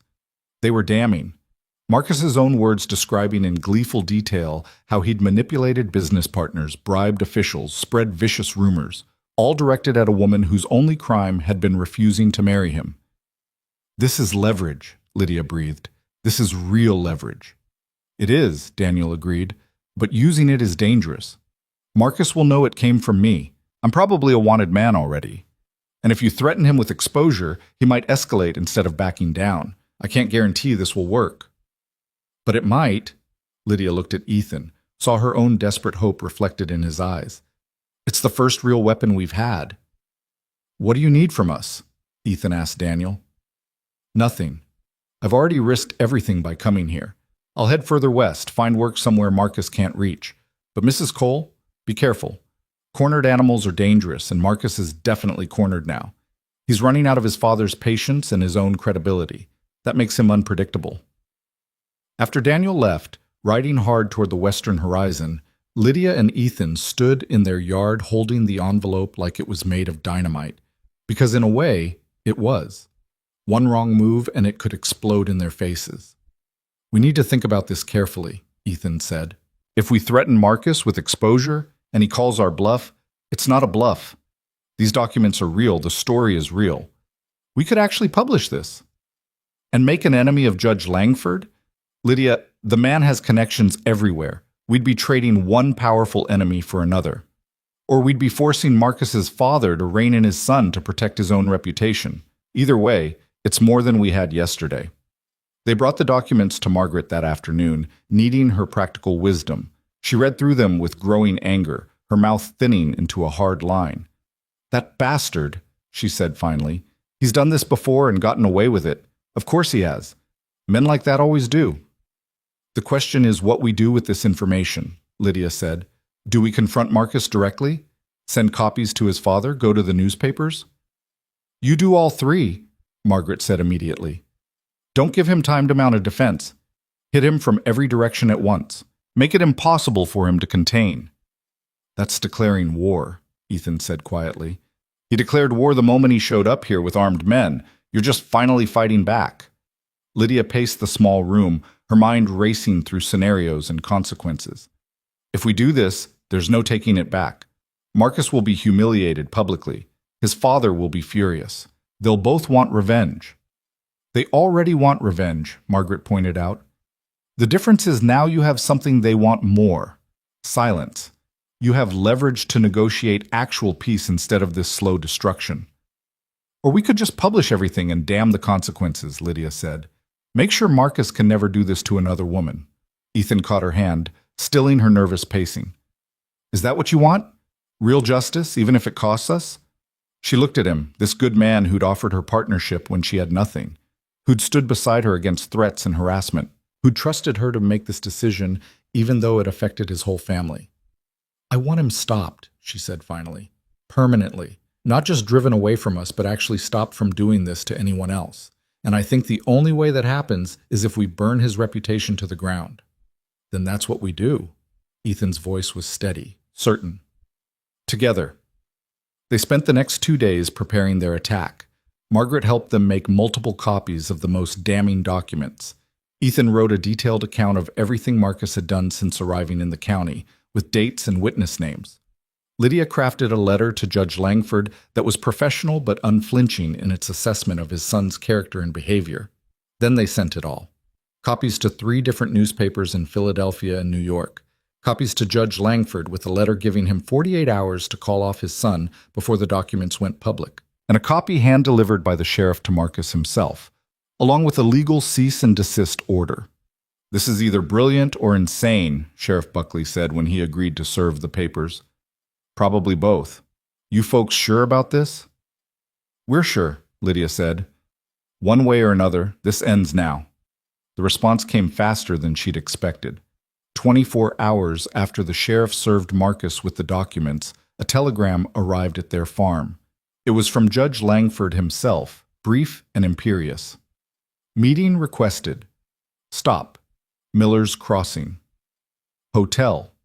Stop. Tomorrow noon. Stop. Come alone. Stop."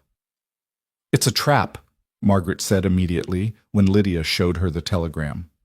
"Probably," Lydia agreed, "but it's also a negotiation. He wouldn't meet if he didn't want a deal." "You're not going alone." "I have to. He specifically said, I don't care what he said. You take Ethan, you take the sheriff, you take half the county if you have to. But you don't walk into that room alone with 2 Langford men." In the end, they compromised. Lydia would attend the meeting with only Ethan, but the sheriff would be in the hotel lobby, and Margaret would be watching from across the street with a rifle in case things went wrong. "This is excessive," Lydia said as they finalized the plan. "This is survival," Margaret corrected. "These men have already shown they're willing to use violence. Don't give them the chance." The Miller's Crossing Hotel was the finest building in town, which wasn't saying much. 2 stories of weathered wood with pretensions of elegance in its narrow windows and carved porch rails. Lydia and Ethan arrived exactly at noon, dressed in their best clothes, presenting a united front. Judge Langford was waiting in a private dining room on the second floor. He was an older, harder version of Marcus. The same handsome features worn down by years of wielding power. The same entitled bearing that assumed obedience. Marcus stood beside him, bruised and furious, but silent. "Mrs. Cole," the judge said, not bothering with pleasantries. "And Mr. Cole, please, sit." They remained standing. "We prefer not to," Lydia said coolly. "This won't take long." "No, it won't." The judge's eyes were like flint. "You've created quite a situation, Mrs. Cole. Stolen confidential documents, threatened blackmail, attempted to destroy my family's reputation. These are serious crimes." "No more serious than harassment, business interference, and conspiracy to commit assault," Lydia countered. "All of which your son has engaged in over the past 2 months. We have witnesses, documentation, and a clear pattern of behavior. The only question is whether this becomes a public scandal or a private settlement." Marcus started to speak, but his father silenced him with a look. "What do you want?" "Complete cessation of all harassment. Your son leaves this county and never returns. He rescinds all instructions to his various business contacts to refuse service to us. He makes no further attempts to contact me or interfere with my life in any way. In exchange, we don't publish the documents showing his pattern of abusing women who reject him." "That's blackmail. That's self-defense. Your son has been waging a campaign to destroy our lives because I married someone else. We're simply asking him to stop."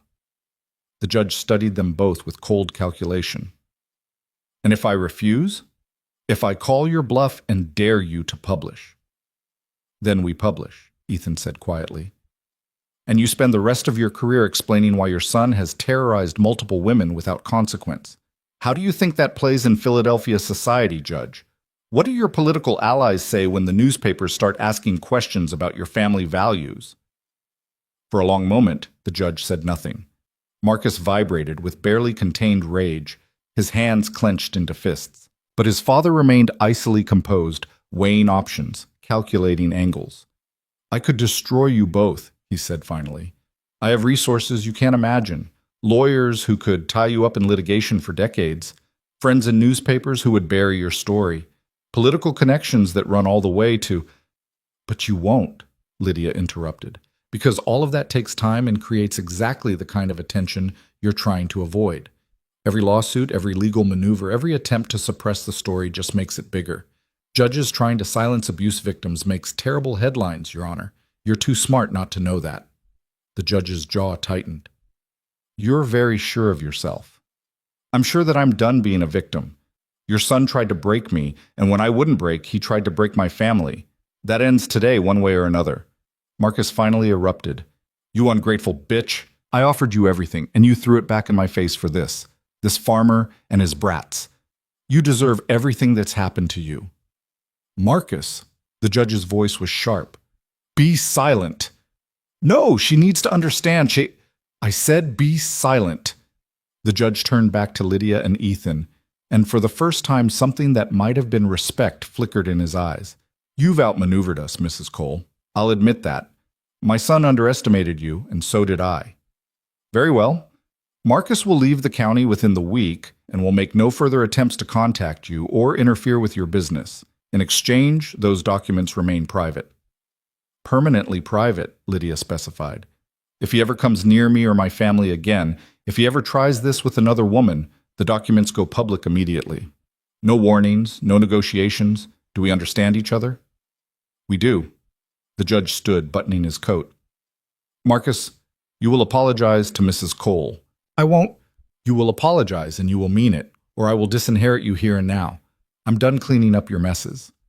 Marcus looked between his father and Lydia, humiliation and hatred warring in his expression. Finally, through gritted teeth, he said, "I apologize for the distress I've caused you."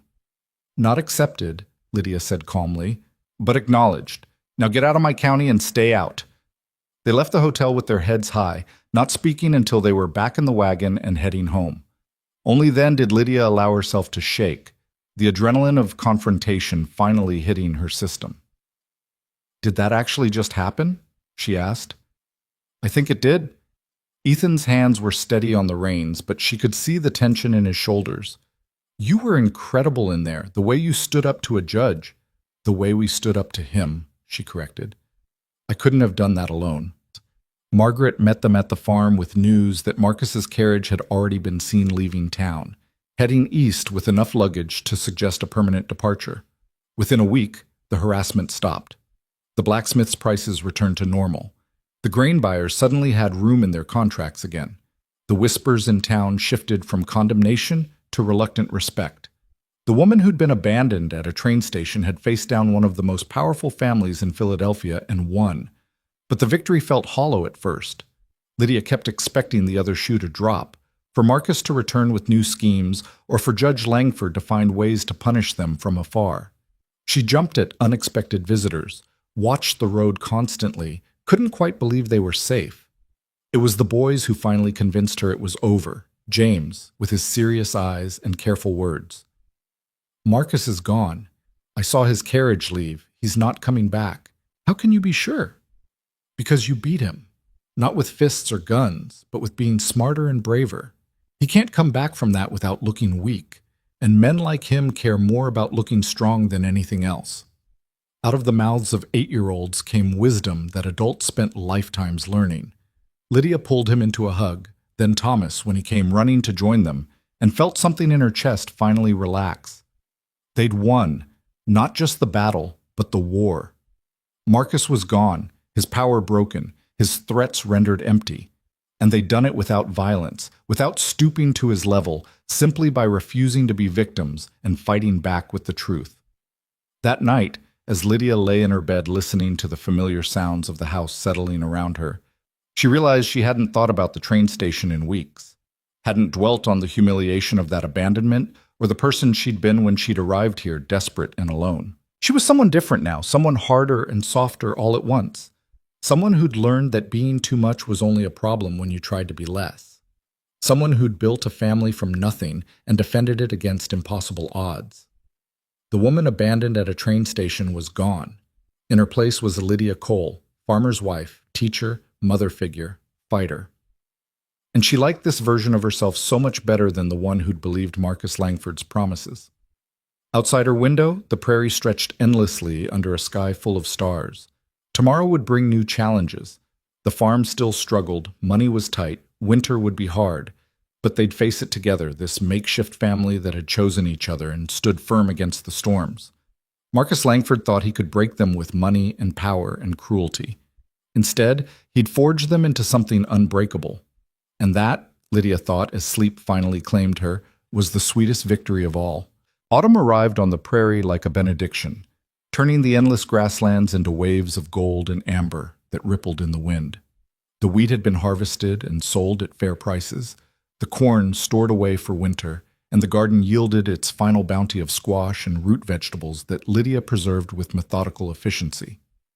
For the first time since Marcus's departure, the farm felt like it was breathing freely, no longer suffocated by the weight of external threats. But Lydia couldn't quite settle into the peace. She caught herself still watching the road, still tensing at unexpected sounds, still waiting for the other shoe to drop. The trauma of those months didn't simply evaporate with Marcus's retreat. It lingered in her muscles, in her dreams, in the way her heart still jumped when strangers approached the farm.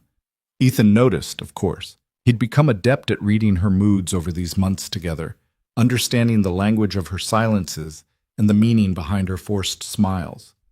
"You're still carrying it," he said one evening as they worked together to repair a section of fence damaged by the season's last storm. The boys were helping Margaret Chen with her harvest, giving them rare time alone. Carrying what? The fear, the expectation that Marcus will come back, that his father will find some way to punish us, that it's not really over.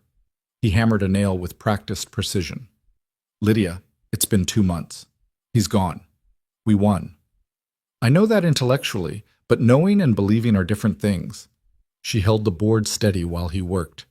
"What if he's just biding his time? What if Judge Langford is planning something we can't see yet? Then we'll face it when it comes. But we can't live our whole lives braced for impact. That's not living. It's just surviving with your eyes open. She knew he was right, but the knowledge didn't ease the knot of anxiety that had taken up permanent residence in her chest. Some wounds healed slowly, and the wounds to her sense of safety were deeper than she'd admitted even to herself. The breakthrough came from an unexpected source a week later. Sheriff Buckley rode out to the farm with news that sent a strange mix of emotions through Lydia's system. "Judge Langford is dead," he said without preamble. "Heart attack 3 days ago. Thought you'd want to know." Lydia sat down heavily on the porch steps. "Dead? He's actually dead." Telegram came through this morning. Big funeral planned in Philadelphia, all the city's elite attending. But the important part for you, his will was read yesterday. Marcus got nothing. The judge left everything to charity and distant cousins, cut his son off completely. "Because of us?" Ethan asked. "Partly, but also because of everything that came before us." Apparently the judge had been cleaning up Marcus's messes for years, and our situation was the final straw. He'd already changed his will before he died, made arrangements to ensure Marcus couldn't use the family money or name anymore. The man died knowing his son was a disgrace, and he chose to end the legacy rather than let Marcus destroy it further. After the sheriff left, Lydia sat on those porch steps for a long time, processing. She'd wanted Marcus stopped, wanted him unable to hurt anyone else. But she'd never wished death on his father, never wanted the old judge to die knowing his son had failed so completely. "Don't do that," Ethan said quietly, sitting beside her. "Don't take responsibility for a man's heart giving out. Judge Langford made his own choices, same as his son did. You just forced them to face the consequences." "I know, but it feels heavy." "I know it does." He took her hand, the gesture now familiar and comforting between them. "Lydia, you did what you had to do to protect our family. The rest of it, Marcus's disinheritance, his father's death, all of it, that's not on you. That's the natural consequence of decades of bad behavior finally catching up." 2 weeks later, a letter arrived. Lydia recognized the handwriting on the envelope immediately, and her hands shook as she opened it. Marcus's writing, distinctive and elegant even in defeat. The letter was short, bitter, and in its own way, honest for the first time since she'd known him. "Lydia, my father is dead, and I am ruined. Everything I was raised to inherit is gone, given to strangers and charitable foundations. The family name I was supposed to carry forward has been buried with him. I am left with nothing but debts and a reputation so damaged that I cannot show my face in Philadelphia society. I hope you're satisfied. You wanted to know why I came after you so viciously? It wasn't love. I never loved you. It was the fact that you made a choice that exposed my carefully constructed image as a lie. You chose a dirt farmer over a man of means and position. You made me look like a fool, and I couldn't tolerate that. But the truth is, you were always too much for me. Too smart, too strong, too certain of your own worth. I needed someone I could control, mold, shape into the perfect society wife. You would never have been that person, and on some level I knew it even when I proposed. You won, completely, utterly, devastatingly.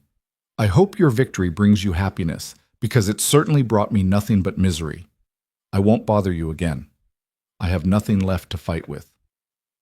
Marcus Langford. Lydia read the letter twice, then handed it to Ethan without a word. He read it in silence, his jaw tightening at various points. "He still doesn't get it," Ethan said finally. "Still thinks this was about him losing rather than about you choosing. Still can't see past his own wounded pride." "No, but at least he's admitting defeat. That's something." She took the letter back, stared at Marcus's signature. "Do you think he means it? That he won't come back?" "I think he has no reason to come back. You're not a prize to be won anymore. You're the woman who destroyed his entire life. Men like Marcus don't return to their failures. They run from them." That night, Lydia burned the letter in the kitchen stove and watched the paper curl and blacken. With it went the last lingering fear that Marcus might return. He was truly gone now, not just physically, but as a presence in her life. The ghost could finally be laid to rest. The change in her was gradual, but noticeable. The tension in her shoulders eased. She stopped jumping at unexpected sounds. The road became just a road again, not a constant source of potential threat. And as the fear released its grip, other things began to grow in the space it left behind. She found herself laughing more easily at Thomas's terrible jokes, taking time to sit with James and read for pleasure rather than just lessons, working alongside Ethan with a lightness that had been missing during the months of harassment. The house felt different, warmer, more genuinely happy. "You're smiling more," Margaret observed during one of her frequent visits. The two women had become genuine friends over these tumultuous months, bonded by shared struggle and mutual respect. "It's good to see. I feel like I can finally breathe," Lydia admitted. They were working together on a quilt, something Margaret had insisted she learn. "Like I've been holding my breath since that telegram arrived in Philadelphia, and I'm only now remembering how to exhale." "You've earned the right to breathe easy. You fought for it, Lydia. Don't forget that." Winter arrived early that year, but the farm was ready. Lydia had worked tirelessly through autumn to ensure they had enough supplies, enough firewood, enough of everything to weather the harsh prairie cold. The boys complained about being confined indoors more, but they also thrived under her structured lessons, both of them reading well above their grade level now. It was during a particularly brutal snowstorm in January that things shifted between Lydia and Ethan.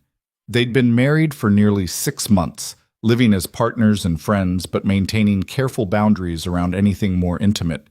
The arrangement had worked well enough, but Lydia had been feeling the limitations of it more acutely as the months passed. She cared for him, more than cared if she was being honest with herself. Respected him, admired his steady strength, appreciated the way he parented his sons with patience and fairness. Noticed the way his hands moved when he worked, the rare smile that transformed his serious face, the quiet competence with which he approached every challenge. She'd started to wonder, more and more often, what it would be like if their partnership became something more, if the respect and friendship they'd built could evolve into love. The storm trapped them all inside for 3 days, the snow piling so high against the windows that the house felt like a cocoon cut off from the world. The boys entertained themselves with games and stories, occasionally helping with indoor chores, but mostly just being children.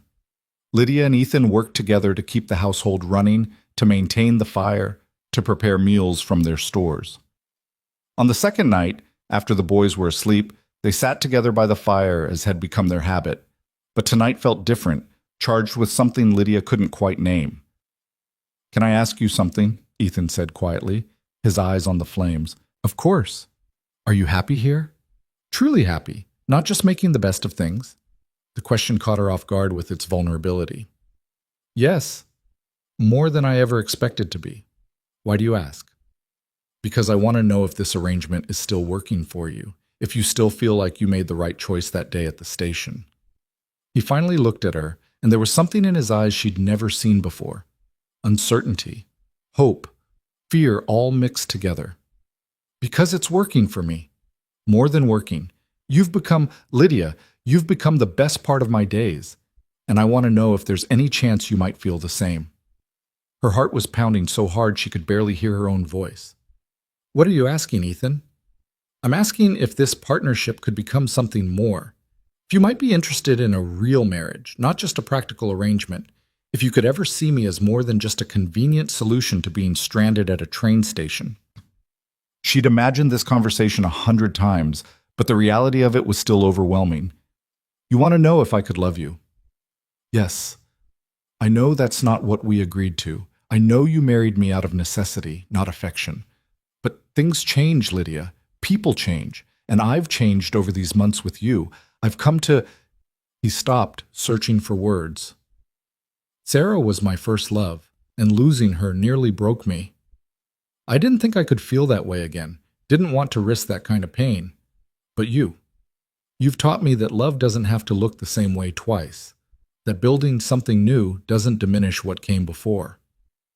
Ethan, I love you, Lydia. Not because you're convenient or helpful or good with the boys, though you're all those things.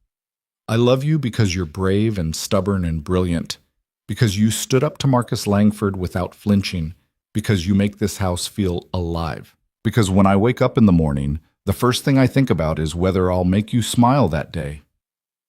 Tears were streaming down her face now, hot and unstoppable. I thought I was the only one feeling this way. I thought you still loved Sarah too much to... I'll always love Sarah. She gave me my sons, built this farm with me, made me who I am. But loving her doesn't mean I can't love you too. The heart's not a finite resource, Lydia. It expands to hold what matters. She moved without thinking, crossing the small space between them to take his face in her hands. I love you too. I've been falling in love with you for months and trying not to, because I thought it wasn't what you wanted. But, Ethan, I love you, everything about you, your patience, your strength, the way you never once made me feel like I was too much or too difficult or too anything. You let me be exactly who I am. You are exactly who I want, he said, and then he was kissing her. It wasn't their first kiss. They'd had a brief, awkward kiss at their wedding ceremony, but this was different, full of months of built-up longing and newly acknowledged love. When they finally pulled apart, both breathing hard, Lydia felt like something fundamental had shifted in the universe. The boys are going to be thrilled, she said, laughing and crying at the same time. James has been dropping hints for weeks that we should act more like a real married couple. 8 years old and already playing matchmaker. Ethan pulled her close, and she settled against his chest, listening to the steady rhythm of his heartbeat. Lydia, I want you to know this doesn't change our partnership. You're still an equal in every decision, every aspect of running this farm and raising these boys. Love doesn't mean I expect you to become something different. I know. That's why I can love you without fear. You've never asked me to be less, Ethan, only to be myself, completely and without apology. They sat like that for hours, talking through everything that had been building between them for months, plans and hopes and fears and dreams. The practical merged with the romantic in a way that felt perfectly suited to who they both were. When they finally went upstairs, it was to Ethan's room, their room now, and Lydia felt like she was finally, truly home. Spring arrived with its usual drama of thunderstorms and tornadoes dancing across the prairie, but the farm weathered it all, stronger now for the improvements they'd made over the winter. The wheat came in healthy and strong. The garden flourished under Lydia's increasingly skilled care. The boys grew taller, smarter, more confident in the stability of their family. And in May, a letter arrived that made Lydia's hands shake for entirely different reasons than Marcus's had. It was from the County Board of Education, offering her a position as the founding teacher of a new school being built just 3 miles from their farm. The salary wasn't much, but it would be hers, earned through her own skills and effort. Take it, Ethan said immediately when she showed him the letter. You've been wanting to teach again properly, not just the boys. This is perfect. But the farm? We'll manage. We'll adjust. Lydia, you've given up so much to be here. Let yourself have this too. So she accepted, and that autumn found her standing in front of 15 children ranging from ages 5 to 14, teaching reading and arithmetic and history in a one-room schoolhouse that smelled of fresh wood and chalk dust. The children adored her fierce standards and fair discipline. Their parents respected her competence and dedication. Word spread, and within a year she had a waiting list of families wanting to send their children to learn from Mrs. Cole. The woman who'd been told she was too educated, too opinionated, too much to be a good wife, had found a place where those qualities made her exceptional. 2 years after that first desperate day at the train station, Lydia stood in her kitchen making pies with her sons, because that's what James and Thomas had become in truth, if not in law, while Ethan brought in the last of the season's apples. The house was warm with the smell of cinnamon and nutmeg, alive with laughter and easy conversation. Ma, Thomas is eating all the apple slices, James complained, using the name they'd both started calling her about 6 months after the wedding became real. Am not, Thomas protested around a mouthful of fruit. Are too, I can see your cheeks bulging like a chipmunk. Lydia refereed their argument with the ease of long practice. Doling out fair punishment, Thomas had to peel twice as many apples as his brother, and getting them back to work. Ethan caught her eye across the kitchen and winked, and she felt that now familiar warmth bloom in her chest. This was home. This chaotic, imperfect, beautiful life they'd built together from nothing but desperation and determination.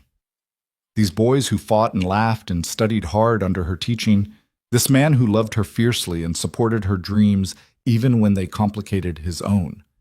this farm that had become theirs through sweat and struggle and refusing to give up. The letter arrived on a Tuesday, hand-delivered by a courier who'd ridden all the way from the railroad depot. Lydia recognized the Philadelphia postmark and felt her stomach drop, all the old fear rushing back in a sickening wave. But when she opened it, she found something entirely unexpected. It was from Martha Hensworth, the woman Daniel Pritchard had told them about, the woman Marcus had destroyed before he'd come after Lydia. Dear Mrs. Cole, you don't know me, but I know you. When word reached Philadelphia about what you did to Marcus Langford, how you stood up to him and his father, how you protected yourself and your family, how you made sure he could never hurt another woman the way he hurt us, I wept with relief and gratitude. Marcus destroyed my life 3 years ago. He ruined my father's business, made it impossible for me to show my face in society, forced me into a marriage I didn't want just to escape. I've lived in quiet shame ever since, believing I was the only one, that somehow I'd brought it on myself by refusing him. But you fought back. You won. And in winning, you've given me permission to speak about what happened to me. I filed a civil suit against Marcus's estate for damages. Other women have come forward as well. Apparently you and I weren't the only ones he victimized. There's talk of criminal charges in some cases. None of this would have happened without you, without your courage to stand up and fight back. You've given a voice to women who thought they had to stay silent. You've shown us that men like Marcus can be defeated. I wanted you to know that your actions rippled far beyond your farm in the prairie. You've started something important, Mrs. Cole. Something that might actually change how men like Marcus are allowed to operate. Thank you. From the bottom of my heart, thank you for being brave enough to say no and strong enough to make it stick. With deepest gratitude, Martha Hensworth. Lydia read the letter 3 times, tears streaming down her face. She'd fought Marcus to protect her family, her home, her right to choose her own life. But Martha was right. It had rippled outward in ways she'd never imagined. Other women finding courage in her example, other victims refusing to stay silent. She'd wanted Marcus stopped. It seemed she'd helped stop more than just him. She'd helped stop a system that protected men like him at the expense of the women they hurt. Good news? Ethan asked, seeing her tears. The best news, she managed. Evidence that what we went through mattered, that it meant something beyond just us. She showed him the letter, watched his expression shift from concern to pride. You did this, Lydia. You and your refusal to be a victim. We did this, she corrected. I couldn't have stood up to him without you beside me. That evening, they gathered on the porch as the sun set over the prairie. The boys were sprawled on the steps, tired from a day of farm work and studies. Ethan sat in his usual chair with Lydia curled up beside him, her head on his shoulder. The wheat fields rustled in the wind, golden and ready for harvest. Tell us the story again, Thomas said suddenly. About how you and Ma met. Lydia and Ethan exchanged glances. They'd told the boys an edited version of events, leaving out some of the harder parts, focusing on the choice and the courage rather than the desperation and fear. I was left at a train station, Lydia began, the words no longer painful but simply factual, by a man who'd promised to marry me but changed his mind. I was alone, with nowhere to go and very little money. And Pa saw you sitting there and knew you were special, James added. They'd heard this story enough times to know their parts. I saw a woman who refused to give up, Ethan corrected gently, who sat there with her head high despite everyone staring and whispering, who had the kind of strength I needed in a partner. So he proposed right there at the station. Thomas loved this part. Not quite at the station. We talked first, made sure we understood what we were agreeing to. Marriage is a serious thing, even when it starts in unusual circumstances. And then you got married the same day and came here and built a life together, James finished, and fought off bad guys and became a real family. It was a fairy tale version of events, simplified and sanitized for young ears. But it was also true in the ways that mattered. They had built a life together. They had fought for their family and won. They had become real in every sense of the word. The important thing, Lydia said, pulling both boys close, is that we chose each other. Your father chose to offer me a chance when I needed one. I chose to take that chance even though it was terrifying. And we all chose to become a family together. Choice is what makes it real. I'm glad you chose us, Thomas said seriously. You're a really good ma. Yeah, James agreed, even when you make us do extra arithmetic. Lydia laughed, the sound carrying across the prairie evening. Especially when I make you do extra arithmetic. Education is important. Later, after the boys were in bed, Lydia and Ethan remained on the porch, watching the stars emerge one by one in the darkening sky. Do you ever think about that day? Ethan asked quietly. About what would have happened if I hadn't approached you at the station? Sometimes. I'd probably have gone back to Philadelphia, found another teaching job, lived a quiet, small life. Safe, but unfulfilled. She turned to look at him. Do you ever regret it? Taking such an insane risk on a complete stranger? Never. Not once. You've made everything better, Lydia. The farm, the boys, my life. You've made it all better just by being exactly who you are. She kissed him, soft and sweet in the starlight. I love you, Ethan Cole. I loved you when I married you out of desperation, even though I didn't know it yet. I loved you when we fought Marcus together, and I love you now in this quiet, beautiful life we've built. I love you too, more than I ever thought possible after Sarah died. You didn't replace her, Lydia. You gave me a second chance at happiness I never expected to have. A shooting star streaked across the sky, brief and brilliant. Lydia made a wish, not for anything specific, because she already had everything she needed. Just for this to continue. For this life, this love, this family to endure through whatever challenges came next. Years passed in the way years do on a farm, marked by seasons and harvests and the steady growth of children into young men. James grew tall and serious, taking on more responsibility with each passing year, talking about studying agriculture at the state college. Thomas remained playful, but developed a surprising talent for mathematics that made Lydia's teacher heart swell with pride. The farm prospered, not wealthy, but solidly successful. Lydia's school grew, eventually requiring her to hire an assistant teacher. Her reputation as an educator spread throughout the county and beyond. Women from neighboring farms sought her advice, inspired by her example of building a life on her own terms. And through it all, the partnership between Lydia and Ethan deepened and strengthened. They argued sometimes, disagreed on methods and approaches, navigated the normal challenges of any marriage. But they always came back to that foundation of respect and honesty they'd built from the very beginning. They always remembered that they'd chosen each other and kept choosing each other every day. One autumn afternoon, 10 years after that desperate day at the train station, Lydia stood at the edge of their wheat field watching the sunset paint the sky in impossible colors. She was 42 now, with threads of silver in her dark hair and permanent laugh lines around her eyes. Her hands were calloused from farm work, her shoulders strong from years of labor. She looked nothing like the proper teacher who'd stepped off that train so long ago, full of expectations about what her life should be. She looked like herself. Finally, completely, unapologetically herself. Ethan found her there, as she'd known he would. He always seemed to know when she needed quiet company. "What are you thinking about?" he asked, slipping his arm around her waist. "How strange life is. How one terrible moment can lead to the best thing that ever happened to you. How being abandoned was actually being set free." She leaned into him, solid and warm and permanent.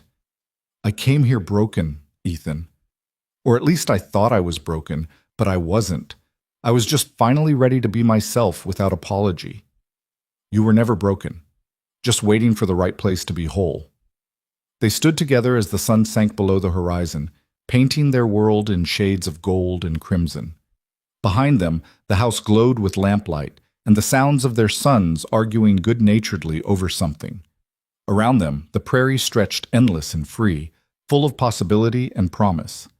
Lydia Hale had been left at a train station with nothing but a broken promise and a battered trunk. Lydia Cole stood on her own land, surrounded by family and purpose and love that she'd claimed with both hands and refused to let go.